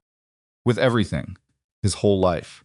And you took the most dangerous thing he owned and turned it into a weapon against our son." Something moved across her face. "I was protecting." Stop. The word was not loud. It was the quietest thing he had said in the room today. "Don't tell me what you were protecting. I know what you were protecting. And I'm telling you that whatever it was not worth this." He held the briefcase up slightly, not as a gesture, just as a reference. "It was not worth this." The room was very still. He set the briefcase down at his feet. He looked at Director Yim. "You and I are meeting Monday at 8. Bring everyone who reports to you." She nodded. He looked at Lee Sang-hyun. "You're on administrative suspension, effective immediately. My team will contact you with next steps." Sang-hyun's mouth opened. "Don't," Joon-Hyuk said. Sang-hyun closed his mouth. He looked at Choi.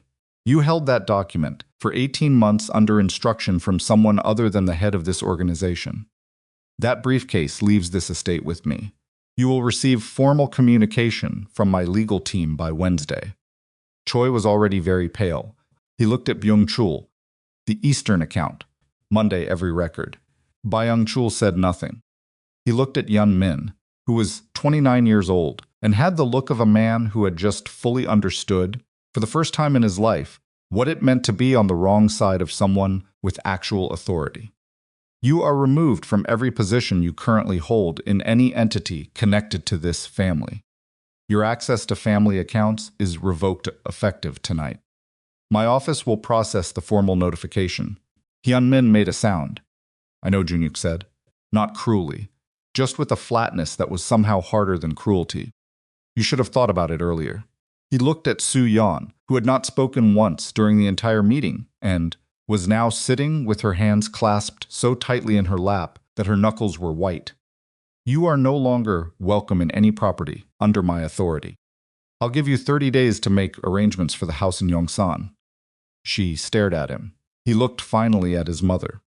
She was looking at him, not at the wall, not at the floor, at him, directly the way she had been doing his whole life, the way she had looked at him across every table and through every disagreement, and on the night his father died, when she had held herself together so that he could fall apart for the 20 he needed before he had to become who he needed to be.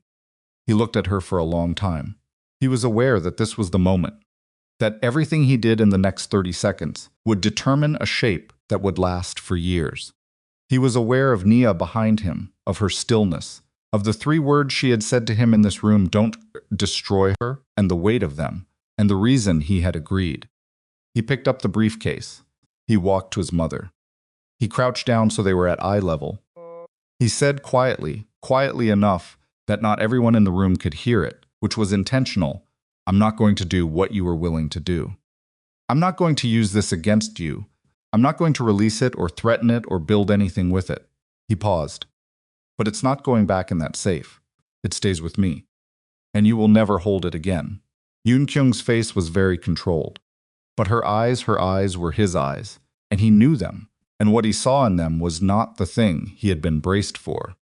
It was not defiance, it was grief. He would not have chosen her, she said. Very quietly. Your father. He would not have. You don't know that, Joon-Hyuk said.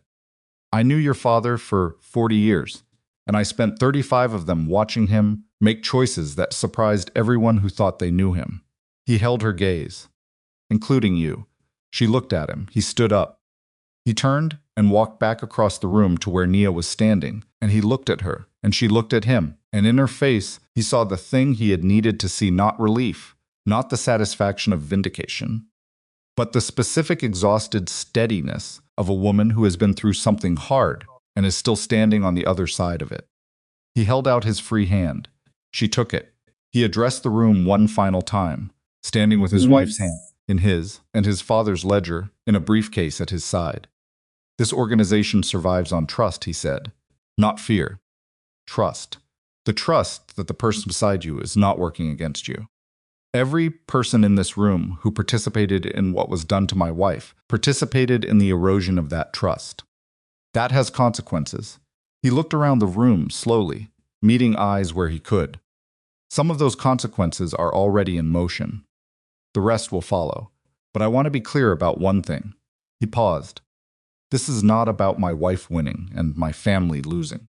This is about what kind of organization we are and what we will and will not do to each other. He looked at his mother one last time. That is the only thing my father would have cared about. He walked toward the door. Nia walked with him. They were 3 steps from the exit when Yoon Kyung's voice came from behind them, and it was the first time in Joon-Hyuk's memory that his mother's voice sounded like what it actually was, 61 years old, and tired, and wait. That was all she said. One word. Quiet enough that only the people closest to the door heard it clearly, but the room was silent enough that everyone heard it. Joon-Hyuk stopped. He did not turn immediately. He stood with his back to the room, Nia's hand in the briefcase, at his side, and he took one breath, a deliberate, measured breath, the kind that buys a man 2 seconds to decide who he is going to be in the next moment, and then he turned. Yoon Kyung had not moved from her chair. She was still seated, both hands now in her lap instead of on the armrests, and the posture had changed in a way that was not dramatic, but was unmistakable. The architecture of authority that she had held for 35 years, the precise alignment of spine and shoulders that said, "I am the person in this room who decides," things had shifted by something that couldn't be measured. In degrees, but was visible to anyone who knew her. She looked at Nia, not at her son, at Nia. "I owe you something," she said. The words came out, measured, chosen, like someone working through a sentence they have been practicing and finding, in the moment of delivery, that practice did not fully prepare them. "I don't know yet how to give it to you, but I owe you something." The room was absolutely still. Nia looked at Eun Kyung for a long moment. "Yes," she said, "you do." She did not say it cruelly. She did not say it with the accumulated weight of 4 months, and an 18-month conspiracy, and a wine stain, and a number in a folder, and all the photographs she wasn't in. She said it simply, factually, the way she said most true things. Just the acknowledgement, just the receipt of what had been offered without dressing it up or tearing it down. Eun Kyung nodded. Once. Joon-Hyuk looked at his mother for 3 more seconds. He did not say anything. There was nothing to say, yet they were at the beginning of something, not the end of it. And he understood that, and she understood that, and the words for what came next had not been written yet by either of them. He turned back to the door. He and Nia walked out. The drive home was mostly silent, not the comfortable silence of the morning. Something different, the particular quiet that follows a confrontation that has ended but not resolved, where the body is still running at crisis speed and the mind is trying to catch up to the fact that the immediate danger has passed. Nia sat with her hands in her lap and looked out the window. At some point on the expressway, she said, "The ledger." "Yes," he said. That's what she was willing to use. Yes. She was quiet for another mile. 18 months, she said. Yes. She turned her head to look at him. He could feel her looking at him, but kept his eyes on the city moving past the window on his side. "How are you?" He considered the question. It was the kind of question she asked that other people didn't ask. Not "Are you okay?" which was a formality, but the real question underneath it. "I don't know yet," he said honestly. She reached across and put her hand over his where it rested on his knee. She left it there. He turned his hand over so their palms were together. They rode the rest of the way home like that. The next 72 hours were the kind that aged a person. Joon-Hyuk slept approximately 9 hours across 3 nights. Not because he couldn't sleep. He had long ago trained himself to sleep in hostile conditions, on planes, in the hours between crises, but because there was too much moving, too many pieces in motion, and machinery of consequence that he had set running in that sitting room was generating information faster than he could process it comfortably. Monday arrived like a verdict. Director Yim came to his office at 8 with 3 associates, and the kind of organized documentation that told him she had spent the weekend preparing. She was professional. She was thorough. And in the first 40 minutes of the meeting, sitting across with a set of files, arranged in a sequence that she had clearly planned, she told him things about the Eastern account that made the 2.3 billion figure look like the part of an iceberg that was above water. The full number was larger, nearly twice as large. Joon-Hyuk sat behind his desk and listened to Director Yim present it, and he kept his face neutral, and he asked precise questions, and he noted the answers. And at no point did he look like what he felt, which was a man who has just discovered that a wound he thought he understood is deeper than he thought. Byung-Chul had not just taken money. He had been taking money systematically, over 6 years, through a structure that his son Hyun-min had helped architect when Hyun-min was 23 and apparently more intelligent in financial engineering than anyone had given him credit for. The money had gone to a series of external accounts, some of it to what appeared to be legitimate investments, some of it to arrangements that Director Yim was still tracing. Some of it had gone to Choi, not as legal fees, as payments. For what? Director Yim was careful to say, she had not yet fully established.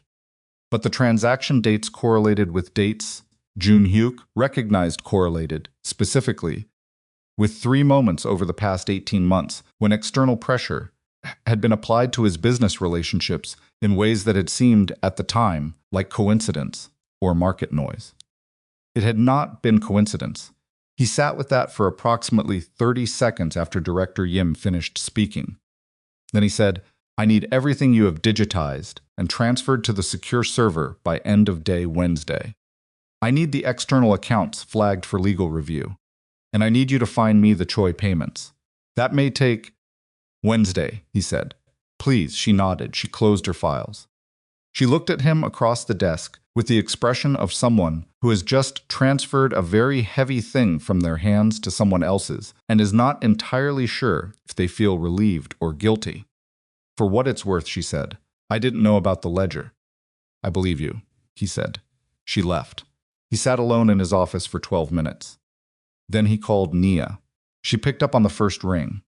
She was at her studio. He could hear the faint background sound of her workspace, the particular acoustic quality of a high-ceilinged room she had designed herself. How bad, she said, without preamble. Worse than I thought on the financial side, he said. Not worse than I feared on the structural side. The organization itself is intact. This was contained. Mostly. Byung-chul was applying pressure to some of my external relationships. Not enough to cause real damage. Enough to be a message. He paused. A message I didn't read correctly because I wasn't looking for it from inside. She was quiet for a moment. He was trying to isolate you, she said. Yes. Make you feel like the organization was less stable than it was. So that the idea of your marriage being a structural risk would feel more plausible. He looked at the wall of his office. Yes, he said. A pause. Joon-Hyuk. Her voice shifted slightly. Did it work? Even a little? Did you ever even for a moment think that maybe they had a point? He was quiet. Honestly, she said. He breathed in. There were moments, he said carefully, in the first year, when I could see from the position they were presenting, how someone could construct an argument. That I had made a choice without fully accounting for its costs. Not because I doubted you, but because I was being shown data that was shaped to support that conclusion. Manufactured doubt, she said. Yes, she absorbed that. They were patient, she said, not with admiration, with the flat recognition of an opponent's capability. They were patient, he agreed. Okay. He heard her exhale. Okay. Finish the work. Come home when you can. I'll be late. I know. Come home when you can. He held the phone for a second after the call ended. Then he got back to work. Tuesday came with a development that nobody had planned for. It came through Dae-woong, which was fitting, since Dae-woong had been the one phone call in this situation that had come from someone acting out of something resembling conscience. He called Joon-Hyuk's direct line at 11 in the morning, and when Joon-Hyuk picked up, Dae-woong said, Yeonmin is gone, and Joon-Hyuk said, Define gone, and Dae-woong said, he left the country. Last night, private flight to a pause, we don't know where. Joon-Hyuk closed his eyes for exactly 1 second. Who else knows? He said. His mother. Byung-chul, probably no one else. Byung-chul let his son leave. I don't think he knew until after the flight.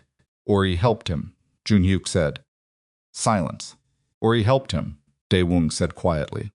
Joon-Hyuk put the phone down and looked at his desk and thought about Hyun-min, 29 years old, arrogant, financially sophisticated in ways nobody had properly accounted for, who had spent 2 years making jokes at Naya's expense while simultaneously helping his father build a 6-year financial architecture that had been draining the organization of real money, and who had now apparently decided that the consequences arriving were not consequences he intended to wait for, and who had, in leaving, taken with him whatever he knew, whatever he could prove, whatever leverage he had been holding in reserve for exactly a situation like this one. Joon-Hyuk's phone showed 7 new messages in the time it took him to have that thought. His head of security, his lead attorney, Director Yim, 2 people he had not heard from in months suddenly available, and 1 number he did not recognize. He answered the unknown number. Mr. Seo. The voice was male, measured, with an accent he couldn't immediately place educated, somewhere with British English influence. My name is not important. What's important is that I represent certain interests that have been observing the situation in the Seo organization with some concern. Joon-Hyuk said nothing. Seo Hyun-min arrived in our city approximately 6 hours ago, the voice continued. He brought documentation, a significant amount of it. He is presenting himself as someone prepared to make a comprehensive disclosure about the organization's activities in exchange for certain protections. The room was very quiet. What kind of documentation? Joon-Hyuk said. The kind that would interest regulatory bodies in 3 countries, the voice said, and certain parties who have had long-standing interest in the internal structure of organizations like yours. A pause. He has had it prepared for some time, it appears. The preparation is quite professional. Hyunmin had not run. Hyunmin had run to something. He had been building this. For Joon-Hyuk did not know how long, but the preparation the voice was describing did not happen in 48 hours. This had been constructed over time, held in reserve, a secondary option that Hyunmin had been maintaining alongside his life inside the family, waiting for the moment when the primary option, staying inside, continuing to extract, continuing to build, became untenable. Saturday had made it untenable, and now he was gone, and he had a file, and he was talking to people. What do you want? Joon-Hyuk said. I don't want anything, Mr. Seo. I'm making a courtesy call. What happens next depends on decisions that will be made in the next 24 hours by people above my pay grade. A pause. I thought you should know the timeline. The call ended. Joon-Hyuk sat completely still for approximately 10 seconds. Then he stood up. He walked out of his office, past his assistant, who said something he didn't hear, down the corridor to the conference room where his legal team had been working since 8 in the morning. He opened the door without knocking. The 3 attorneys inside looked up. We have a problem, he said. I need everyone in this room to understand exactly how large it is and exactly how much time we have. He sat down, he told them. The room, as rooms did in the proximity of information with this particular gravity, became very still. His lead attorney, a woman named Han, who had been with him for 9 years and had survived that tenure through a combination of genuine brilliance and a stress tolerance that bordered on physiological, looked at him when he finished and said, 24 hours. That's what I was told. That's not much. No, he said. It isn't. She looked at her notes. She looked at her colleagues. She looked back at Joon-Hyuk with the expression of a person assembling a very complicated sequence in real time. If the documentation is what this caller implied it is, assume it's worse, Joon-Hyuk said. Plan for worse. She nodded. Then we need to move on 3 fronts simultaneously. Regulatory preemption we file first. We control the narrative. Containment of the actual exposure, which means I need to know everything in the next 2 hours. And I mean everything, not the version that protects anyone's feelings. She paused. And we need to find out who Hyunmin is talking to, specifically, because the leverage calculation changes completely depending on what they actually want. I'll get you the name, Joon-Hyuk said. You said you don't have it. I'll get it, he said.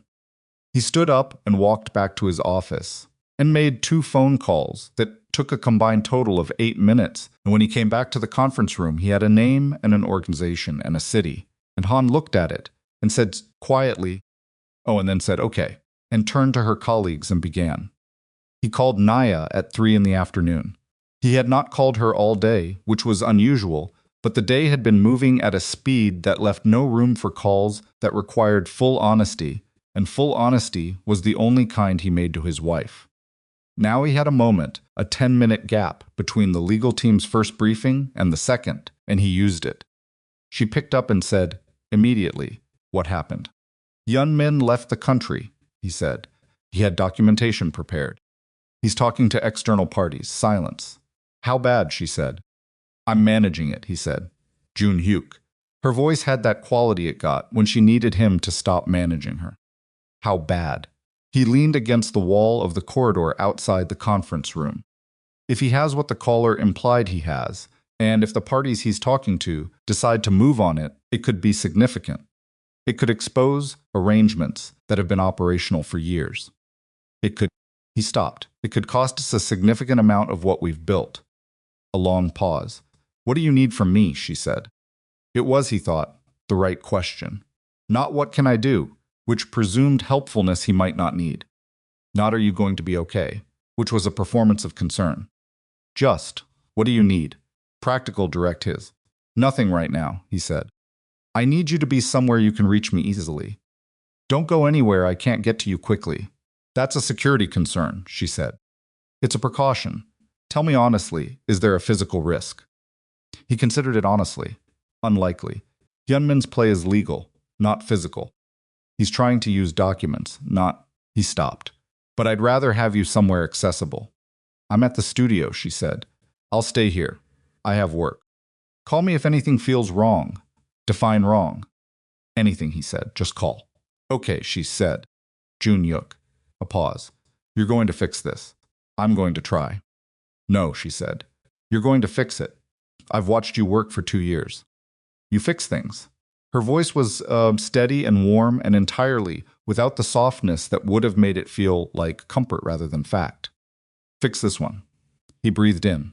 Okay, he said. He went back into the conference room. The next 16 hours were the most technically demanding of his professional life. Not the most dangerous. There had been moments in his history that involved more immediate physical stakes. But in terms of the sustained concentration required, the number of simultaneous calculations, the speed at which he needed to make decisions that would hold up under scrutiny for years. These 16 hours were the hardest work he had ever done. Han and her team moved on the regulatory front. They built the preemptive filing architecture in 4 hours, a structure that, if it landed correctly, would establish the organization as cooperative rather than evasive, which was the crucial distinction between a penalty that cost money and one that cost operation. It was not an admission, it was a reframe. It required a kind of legal precision that Joon-Hyuk could follow but not execute himself, and he sat in that conference room and watched Han do it with the respect that competence always commanded from him, regardless of the circumstances. While that was happening, he was working the other front. The name he had gotten was a man who occupied a position in an international monitoring body that operated in the space between legitimate oversight and the particular interests of people who preferred the organizations they monitored to owe them something. He was not a criminal. He was considerably more useful than a criminal. He was a man with authority and self-interest, and no particular loyalty to anyone except whoever was currently most useful to him. Joon-Hyuk called 2 people who knew this man. He made 2 very specific offers. By 9 at night, the monitoring official had spoken to Hyun-min and told him that the documentation he had presented was incomplete and therefore insufficient for the purposes Hyun-min had in mind. This was not entirely true, but the official had been persuaded that acting on Hyun-min's file was less valuable than not acting on it. And men with self-interest respond to value calculations, and Joon-Hyuk had made the calculation clear. By 11 at night, Hyun-min's leverage had been significantly reduced, not eliminated. A file with that kind of documentation did not become worthless because one door had closed. There were other doors, other officials, other parties with interest. But the 24-hour window the caller had mentioned had passed without the worst of what it had threatened, and that meant Joon-Hyuk now had time he hadn't had at noon. He left the office at midnight. He got in the car. His driver took him home.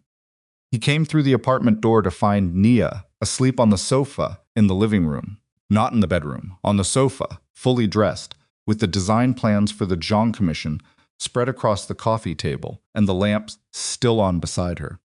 She had fallen asleep working, which was something she did when she was anxious and trying not to be, filling the hours with productive motion until motion was no longer possible. He stood in the doorway of the living room and looked at her. She was lying on her side with her arm tucked under her head and her shoes still on and a pencil on the floor beside the sofa where it had dropped.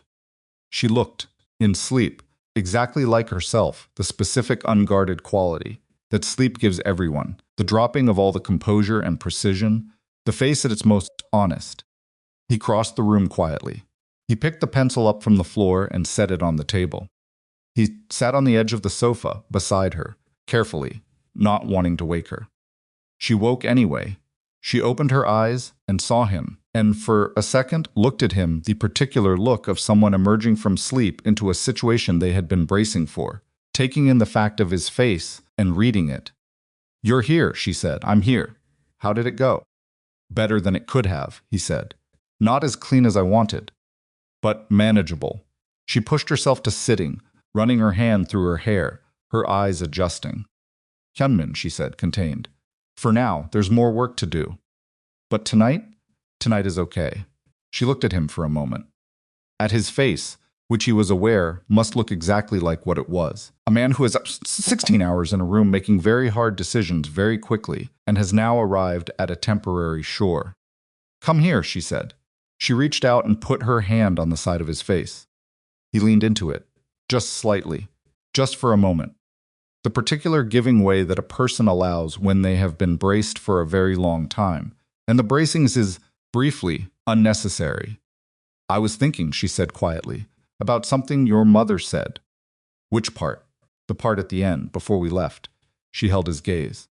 She said she owed me something, and she didn't have the words for it yet. He waited. I think she paused. I think she meant it. I don't think it was performance. I think the ledger rattled her too. Not because you took it back. Because she had to face what she was willing to do with it. Maybe, he said. There's a difference, Nia said, between someone who does something cruel because they're cruel and someone who does something cruel because they've convinced themselves it's necessary and then has to look at what necessary actually meant. She paused. I'm not excusing it. I'm saying she might be someone who can change. Eventually, he looked at her. You've been thinking about this all night, he said. I've been thinking about it for days, she said. While I was trying to sleep, while I was working. She lowered her hand from his face. I know what you're going to do next. With Byung-chul, with the accounts, with Hyunmin. I know that all of that has to happen, and I know it's going to be... She stopped. It's going to be the hardest period this organization has been through in years. Yes, he said, and I'm going to be here for it, she said. Every day of it. I need you to know that. He looked at her face. At the pencil mark she didn't know was on her left hand from where she'd been working before she fell asleep. At the design plans on the table, beside her, 3 weeks of careful work that she had been doing throughout all of this, building something of her own while his family was trying to dismantle what they shared. Nia, he said. What? I need to tell you something. She waited. In that room today with Director Yim, going through the numbers, understanding the full scope of what Byung-chul was doing, he paused. There was a moment when I understood that this had been going on for 6 years. That it started 2 years before I even knew you. And what I felt in that moment was, he stopped. Looked for the word. Relieved. She blinked. That it wasn't about you, he said. That the instability they were pointing to, the risk they were manufacturing, it wasn't caused by my marriage. It was caused by people who were using my marriage as a cover story for something they'd been running for 6 years. And my marriage, you was the cleanest thing in the whole picture. She was very still. I needed to say that, he said. Because you spent 4 months believing you might be a liability to me. And you were never the problem. You were what was real. She looked at him for a long moment. Her eyes were bright in the lamplight in a way that she would not call crying, and he would not call it that either. Okay, she said. Okay, he said. She leaned back against the sofa. He sat beside her. And then because neither of them had eaten since morning, and because the body, even in crisis, eventually insists on itself, her stomach made a sound that was entirely undignified. And they both looked at each other, and Nia started laughing. And he started laughing, and it lasted longer this time. The kind of laughing that happens after sustained tension releases and finds the first available exit. And when it was done, they were both just sitting there, breathing. I'm going to make food, he said. You don't cook. I can make eggs. Barely, she said. Barely is enough right now, he said, and got up. She sat on the sofa and listened to him, moving around the kitchen, the particular sounds of his ineptitude, a pan going down too hard, the refrigerator opening, a muffled word when something went wrong in a minor way, and she put her head back against the cushion and looked at the ceiling and thought about everything that was still unresolved, everything that was still in motion, the work that remained. She thought about Yoon Kyung. She thought about the word something and the way it had sounded. She thought about the difference between a door closing and a door that hasn't decided yet. From the kitchen came the smell of eggs beginning to cook, and the sound of her husband doing something simple and imperfectly, and outside the apartment window, Seoul breathed through its nighttime and kept going ceases to do. Indifferent and full of people navigating their own versions of this, of family and loyalty, and the cost of love and the question of. The eggs were overcooked. Joon-Hyuk knew they were overcooked before he put them on the plate. He stood at the stove and looked at them and made a decision that a man who has spent 16 hours managing catastrophe is entitled to make that overcooked eggs were what there was. And that was enough. And he carried the plate out to the living room and set it on the coffee table beside Nia's design plans and sat back down. She looked at the eggs. "Thank you," she said, and ate them without comment. They ate together in the lamplight with the city quiet outside, and the design plans spread around them, and the half-finished coffee from whenever she had made it cold now. But she drank it anyway, and when the plate was empty, she set her fork down and leaned her head back against the sofa cushion and closed her eyes. "Sleep," he said. "I'm not tired, you're exhausted." "Those are different things," she said, with her eyes still closed. "I'm wired. My body is tired. My head is," she paused. "Still running." He understood that. He picked up the fork from the plate and set it properly and things in the unconscious way of someone tidying without deciding to, and then he sat beside her and let the quiet be quiet. After a while, she said, without opening her eyes, "What happens to Byung-chul?" "There will be a formal process. The documentation goes to legal review. He'll be removed from every position he holds. The money, what can be recovered, will be recovered. What can't," he paused. "We account for it and we move forward. Prison? That depends on what he cooperates with. If he's smart, he cooperates. Is he smart?" Joon-Hyuk considered it honestly. He was smart enough to run it for 6 years, not smart enough to stop, before it became something I couldn't ignore. She opened her eyes and looked at the ceiling, and Hyun-min. "That's more complicated," he said. "He's outside the country. The leverage he had is diminished but not gone. There are conversations that will happen in the next few weeks between lawyers in several countries. The outcome depends on variables I don't fully control yet. Is he dangerous? To the organization? Potentially. To us personally? He thought about it. No, he's not that kind of dangerous. He wants money and protection. He's not someone who..." He stopped. "No," she nodded slowly. "And your mother," she said. He was quiet for a moment. "I don't know yet," he said. "That one I don't know." She turned her head to look at him. "Neither do I," she said. They looked at each other in the lamplight. "Get some sleep," he said. "Tomorrow's going to be long." "They're all going to be long for a while," she said. "Yes," he said, "they are." She reached over and turned off the lamp. The weeks that followed were exactly as long as she had predicted. Joon-Hyuk worked. He worked with the sustained, methodical focus that crises of this kind required, not the dramatic sprint of a single confrontation, but the grinding endurance of a man rebuilding something that has been structurally compromised, checking every wall, every joint, every connection that the rot had touched. He had good people, and he used them. He delegated what could be delegated, and held personally what could not. He slept. He came home at night, and he was honest with his wife about where things stood, which was the agreement they had made, not everything, not the details that would only burden her, but the shape of it, the general truth of how things were moving. Director Yim proved invaluable. She had spent 20 years in the organization's financial infrastructure, and she understood it at a granular level that no one had fully appreciated until she was given the authority to use that knowledge in service of cleaning it rather than maintaining it. She was precise. She was tireless.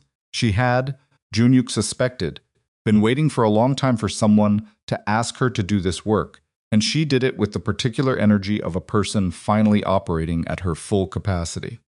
Byung-chul cooperated. He did not do it gracefully. There was a week of lawyers and posturing, and the particular theater of a man who has not yet fully processed the gap between the position he believed he held and the position he actually held. But eventually, on a Thursday morning, in a meeting that lasted 4 hours and involved 3 attorneys and Director Yim and Joon-Hyuk himself, Byung-chul, sat across a table and answered questions and provided documentation and looked, by the end of it, like something that had been slowly, expensively deflated.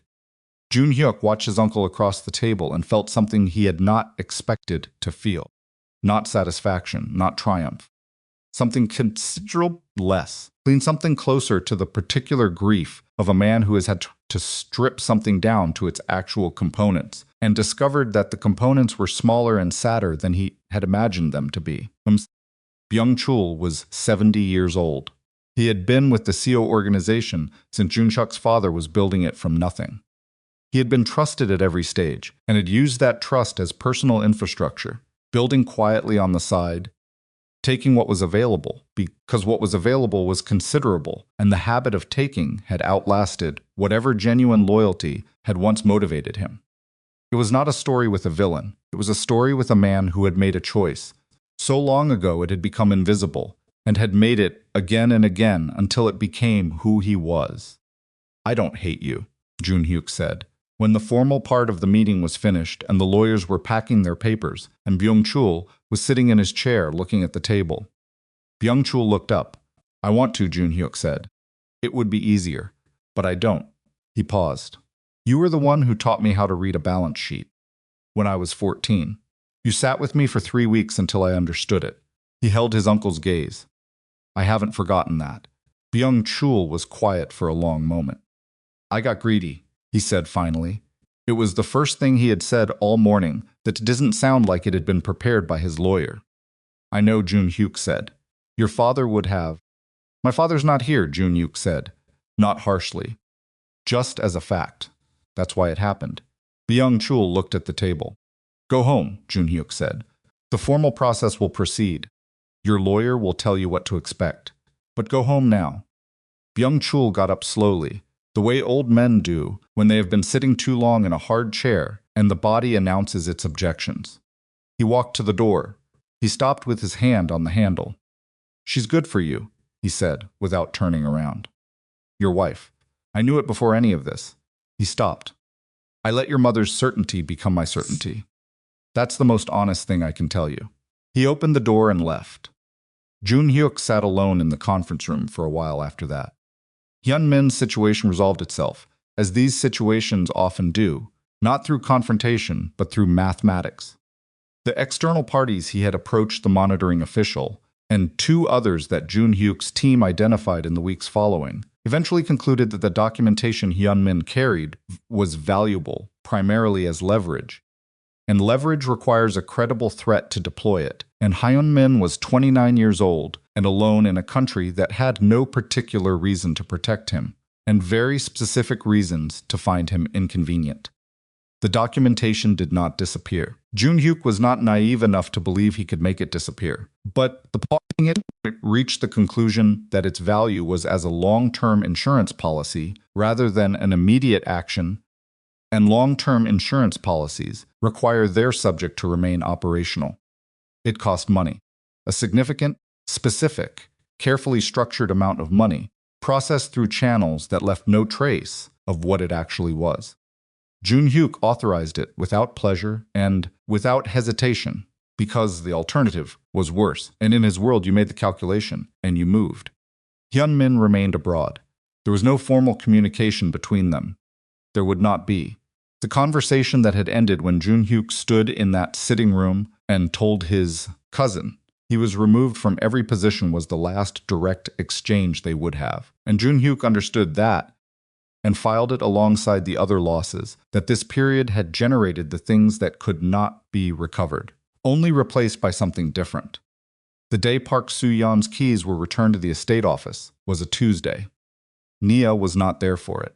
She was at her studio, working on the Jong Commission, which had evolved from a penthouse into something larger, a full residential complex that was, by any reasonable measure, the biggest project of her career. She had not slept easily in weeks, not because things were bad between her and Joon-Hyuk, but because the mind, once it has been running at crisis speed for a sustained period, does not decelerate cleanly. She had learned to work in those hours. She had produced more in the past 6 weeks than in the previous 6 months, which was either impressive or concerning, and she had decided to call it impressive and keep going. She was at her drafting table on that Tuesday when her phone buzzed with a text from a number she didn't have saved. It took her a moment to realize whose it was. I would like to meet with you. Not at the estate. Somewhere of your choosing. I will come alone. She set her phone down. She picked it up again. She looked at the text for approximately 2 minutes, then set the phone face down on the drafting table and went back to her work. She worked for another 40 minutes, and then she stopped, and she picked the phone up again, and she typed a reply. Thursday, 2 o'clock. I'll send the address. She sent a coffee shop address near her studio. Not her studio itself, she was not ready for that. For Yoon Kyung in her space, among her things, but close enough that she could walk there and be on ground that felt like hers. She did not tell Joon-Hyuk that night.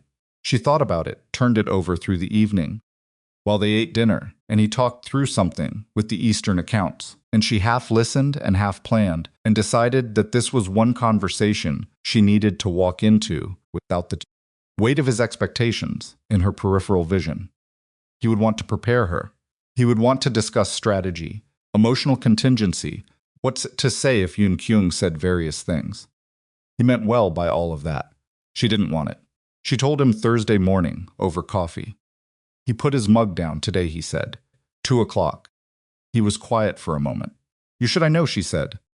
I wanted to make the decision without the 2 days of conversation about the decision. He looked at her. He picked his mug back up. Okay, he said. Okay? You know what you're doing, he said. You've always known what you're doing. He paused. Tell me how it goes. I will. He reached across the table and touched her hand briefly, just a touch, just the contact, not held.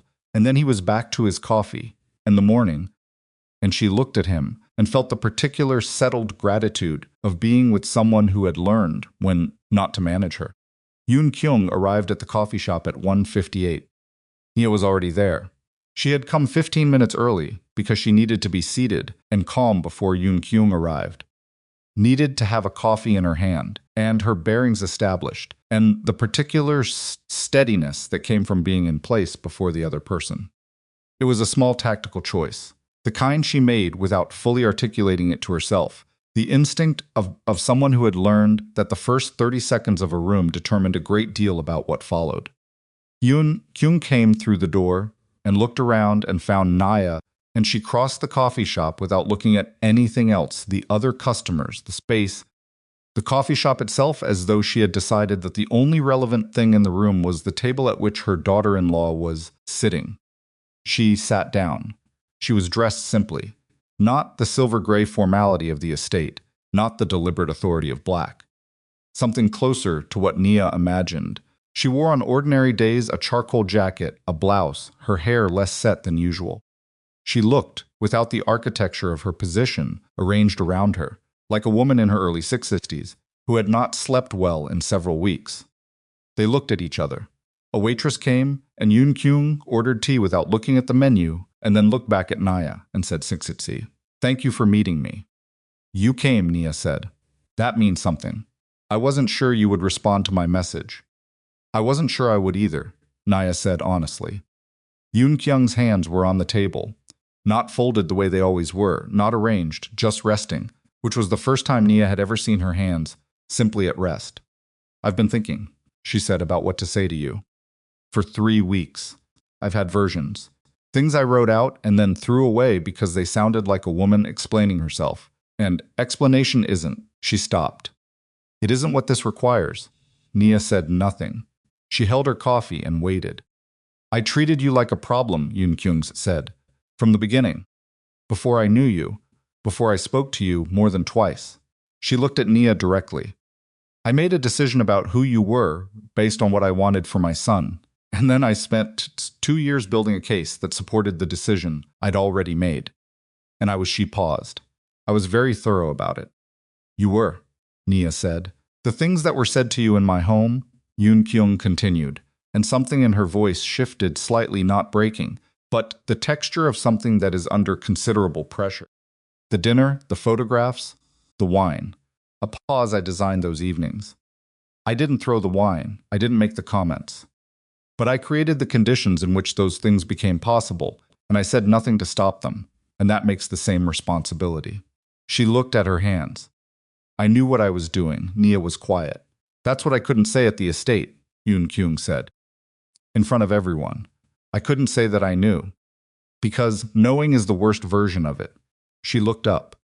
If I had been ignorant, if I hadn't understood the impact that would be forgivable perhaps. Ignorance can be educated. But I understood exactly what I was doing to you, and I did it anyway. Because I decided my judgment about what was right for my son was more important than your dignity. The coffee shop moved around them, the ordinary sounds of an ordinary afternoon. Cups and conversation, and someone's phone, the indifferent machinery of a public place that had no idea what was happening at this particular table. Nia looked at Yoon Kyung. She looked at her for a long time, at the hands at rest, at the face that was held together by considerable effort, at the 61-year-old woman who had run her family and her world for decades and had walked into a small coffee shop near her daughter-in-law's studio and was sitting across from the woman she had tried to erase and saying, "I knew." "Can I ask you something?" Nia said. "Yes. When you saw me for the first time," Nia said. "The actual first time, at the engagement dinner. When Joon-Hyuk brought me in. What did you think?" Yoon Kyung was quiet for a moment. "I thought you were beautiful," she said. "And I thought you looked frightened. And I thought you were trying very hard not to show it." She paused. "And then I thought, she's stronger than she looks. And that thought frightened me." "Why?" Nia said. "Because strong women don't leave when you want them to," Yoon Kyung said quietly. "I understood immediately that if my son had chosen you, really chosen you, you wouldn't be the kind of woman who could be managed. And I had spent 30 years managing everything around him." She looked at her tea. "The frightening thing wasn't that you were wrong for him. It was that you might be exactly right, and there would be nothing I could do about that." Nia absorbed this. "You could have just gotten to know me," she said. Not accusatory. Simply, Yoon Kyung looked at her. "I know," she said. "I know that." Her voice had something in it that was not quite steady.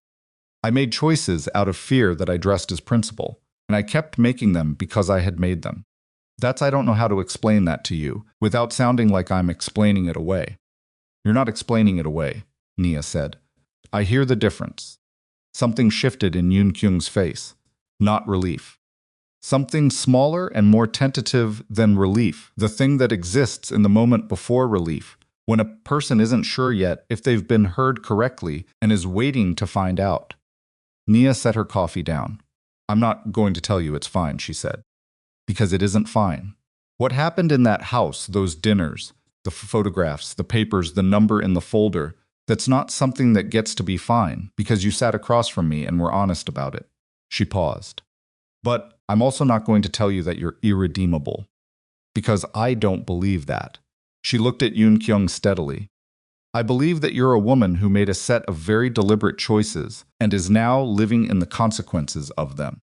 And I believe you have the capacity to make different ones." Yoon Kyung was very still. "I'm not ready to be close to you," Nia continued. "I don't know if I'll ever be close to you, in the way you might be close to a daughter-in-law. That might not be possible, given everything. But I'm willing to find out what is possible." She paused.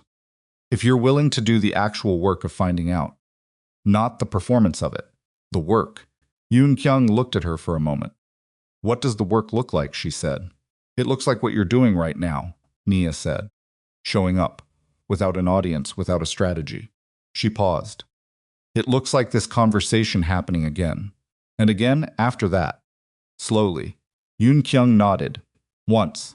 The way she had nodded in the sitting room when Nia had said yes. You do the nod of a woman learning, one small motion at a time, the particular weight of accountability. "Joon-Hyuk," she said. She stopped, started again. "He told me not to destroy you," Nia said. "Before the meeting at the estate. I asked him to be measured." Yoon Kyung blinked. "You advocated for me," she said. "I advocated for what was proportional," Nisa said. "There's a difference.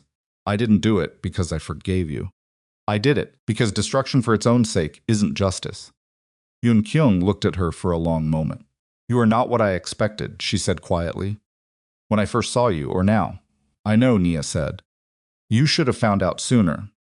For the first time, the very first time, across 2 years and 4 months, and all of the accumulated wreckage of what had happened between them, something moved across Yoon Kyung's face that was if not warmth exactly, then its distant precursor. The acknowledgement of something that could, given enough time and enough deliberate work, become warmth. Yes, she said. I should have. They sat together for another hour. They talked about Joon-Hyuk carefully, navigating the particular minefield of two women who both loved the same man in completely different ways and have to coexisting in that love without collision. They talked about the estate, about the structural changes Joon-Hyuk had made in Eun-kyung's authority over the household, which Eun-kyung accepted with the specific grace of someone who understands that acceptance is the only available option and has decided to do it without fighting what cannot be changed. They talked, briefly and carefully, about the ledger, and Nia said she would not ask about it, and Eun-kyung said she understood, and they left it there.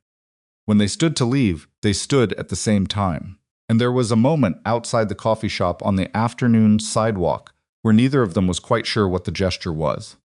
Handshake too formal, embrace too premature, something in between. Eun-kyung put her hand briefly on Nia's arm. Just her hand. Just a moment. And then she withdrew it. Thursday, she said. You said this conversation would happen again. I said that, Nia agreed. When you're ready, Eun-kyung said. When I'm ready, Nia confirmed. Eun-kyung nodded. She turned and walked to the car that was waiting for her, and she got in and the car pulled away, and Nia stood on the sidewalk for a moment longer and looked at the space where the car had been. She breathed in. She breathed out. She walked back to her studio. She told Joon-Hyuk that evening. He listened the way he always listened, completely without interruption, without the running commentary that some people provide to show they're engaged. He just listened, and when she was finished, he sat with it for a moment, and then said, How do you feel? Strange, she said. Not bad, strange. She thought about it. Like something that's been clenched for a long time let go a little. But only a little, she paused. It's not resolved. I want to be clear that it's not resolved. I know it's not. But it's, she searched for the word, open instead of closed. He looked at her. That's more than I expected, he said honestly. Me too, she said. He reached over and tucked a strand of hair behind her ear, a small domestic gesture, the kind that existed only inside the private geography of a marriage, the kind of touch that has no audience and needs none. I called Dae-woong today, he said. She looked at him. And he's going to take Byung-chul's position. Reduced scope. Full transparency requirements. He knows the conditions. He paused. He was surprised I called. He was the one who told you, she said. Yes, that matters. I know it does. He was quiet for a moment. It's not trust, not yet. But it's an acknowledgement that doing the right thing has a different outcome than not doing it. That seems worth reinforcing. She nodded slowly. You're rebuilding from inside, she said. I'm trying to, he said. It's slower than tearing it down would have been. Most worthwhile things are, he looked at her. Was that wisdom or a cliché? He said. Possibly both, she said. I'm tired. He smiled, actually smiled, the full one, which was not common in public, and which she had fallen in love with the first time she saw it, 3.5 years ago, because it changed his whole face into something that bore no resemblance to the controlled, authoritative surface he showed to the world. Then sleep, he said. I have work. It'll be there tomorrow. The Jong deadline Nia. He said her name the way she said his fully, no shortcut. Sleep. She looked at him for a moment. Fine, she said, and went to bed. The opening of the Jong complex happened 8 months later. On a Thursday evening in early summer when the city was warm, and the Han River caught the light in a way that made Seoul look like the kind of place that had always been beautiful and always known it. The project had grown. What had begun as a penthouse commission had evolved. Over 14 months of work kept the client expanding, kept vision, and a designer who kept meeting it, into a 17-floor residential and commercial building that was, by any reasonable, critical assessment, among the most significant interior design projects completed in Seoul in 5 years. Nia had read 2 of the early reviews, standing in her studio at 7 in the morning with her coffee going cold because she kept forgetting to drink it. She had not read them a second time. Once was enough. She stored the feeling carefully, not to access often, but to know it was there. The opening was attended by people from the industry, from the client's network, from the world that Nia occupied professionally, the world she had built herself, in a city not her own, in a language that was not her first, without her husband's name or power as scaffolding. The work stood alone. She had made sure of that. The Seo name was nowhere in the project's documentation, nowhere in the marketing, nowhere in the reviews. If anyone in attendance connected her to the Seo family, they connected it after seeing the work first. That was the order she had always insisted on. Joon-Hyuk arrived late, which was not unusual, and he came through the entrance of the building in the quiet way he had of arriving places, not announcing, not performing, just present, and he found her talking to the project architect near the lobby installation, and he stood back until the conversation reached a natural pause, and then he crossed the room. She saw him coming. She saw him coming. She watched him cross the room toward her and thought about the first time she had ever seen him cross a room toward her, a fundraising event, 3.5 years ago. Seoul still new and slightly overwhelming, her work not yet established, his name something she had registered vaguely, but not really understood. He had crossed that room, and she had thought, this man is going somewhere specific, with a specific purpose, and he has decided what the purpose is before he's arrived. She had been right about that. She was still right about it. He reached her. The lobby, he said. He was looking at the installation, the centerpiece she had fought the client for, a suspended structure of woven metal and warm light that caught the movement of everyone who passed through and held it briefly. 1,000 small reflections of the people moving through the building. The lobby, she agreed. He let you keep it. Eventually, she said. After 3 presentations and a mock-up, he looked at it for another moment. It's the best thing in the building, he said. She looked at him sideways. You haven't seen the rest of the building. I know, he said. It's still the best thing. She looked at him. How do you know that, she said. Because you fought for it, he said simply. The things you fight for are always the best things. She held his gaze for a moment. That's either very perceptive or very smooth, she said. Both, he said. She laughed a brief, genuine sound, and he smiled, the real smile, and they stood together in the lobby of the building she had built and looked at the thing she had fought for. And around them the room moved and talked and existed in the ordinary animated way of gatherings, and nobody watching them would have known the particular weight of what they were standing in the middle of.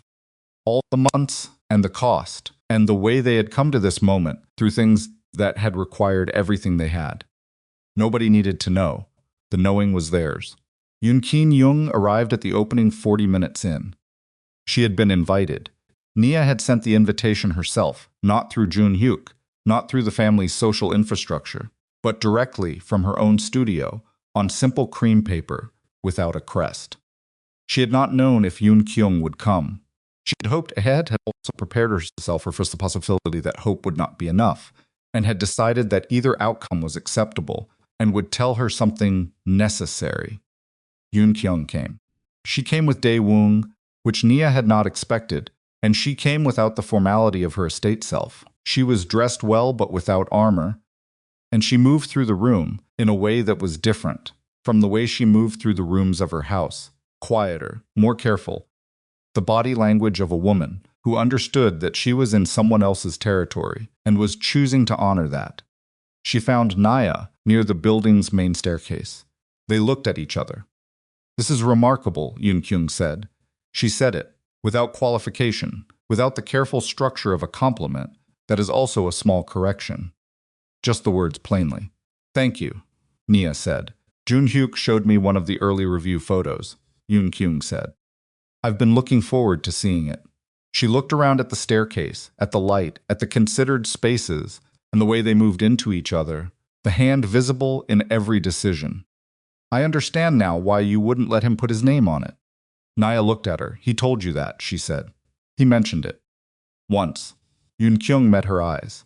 He said you wanted to make sure people knew the work first. A pause.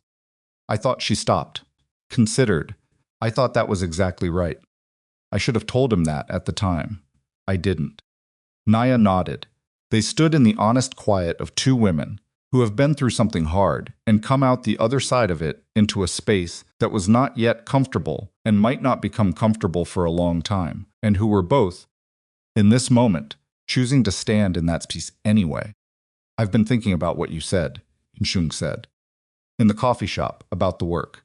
Which part? That it looks like showing up, without an audience. Without a strategy, she paused. I want you to know that I'm aware of how far I am from understanding what that means. I've operated with an audience for so long that She stopped. I'm not sure I know how to do anything without one. You're doing it now, Nia said. Yoon Kyung looked at her. This is a room full of people, she said. Yes, Nia said. And you came to it to see what I made, not to manage how you're seen in relation to it, not to establish your position. She paused. That's different from how you used to walk into rooms. Yoon Kyung was quiet for a moment. You notice everything, she said. I've had good reasons to pay attention, Niasa said. And let it sit there, without elaboration, because the statement held its own weight and needed nothing added to it. Yoon Kyung nodded. Once. I know, she said.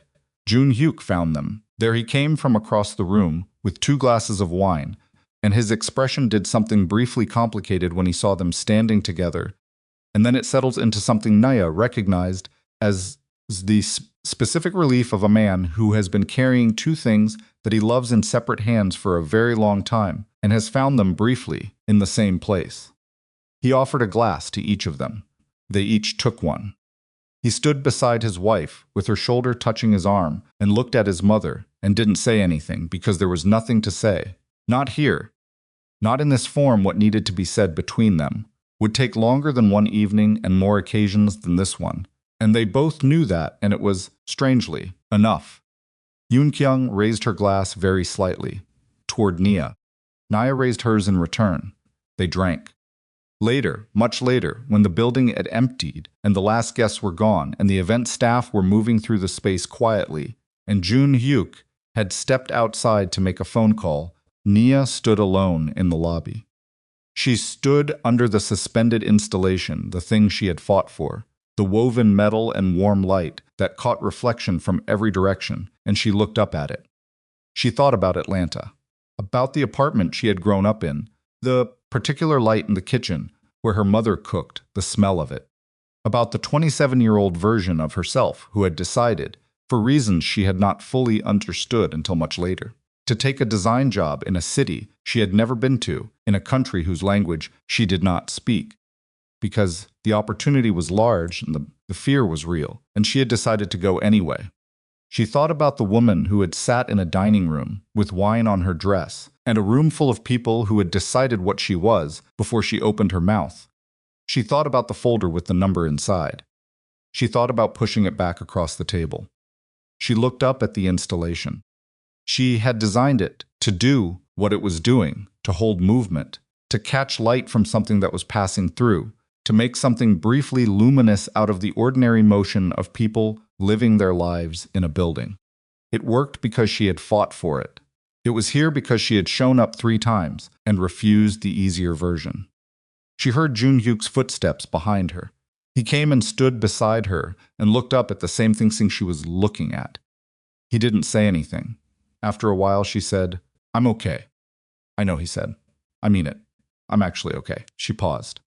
I wasn't for a while, but I am now. He looked at her profile. I know, he said Xenon, softly, the way he said things when he meant them entirely. She lowered her gaze from the installation and looked at the lobby around her. Her lobby, her building, the thing she had made, and then she looked at her husband. Take me home, she said. He held out his hand. She took it. They walked out together through the doors of the building she had built, into the summer night, into the city that had never promised her anything, and had given her everything anyway: the work, the life, the man beside her, the particular hard-won knowledge of what she was made of, that no one who had not been tested in the specific way she had been tested could fully understand. The city breathed around them. They walked into it.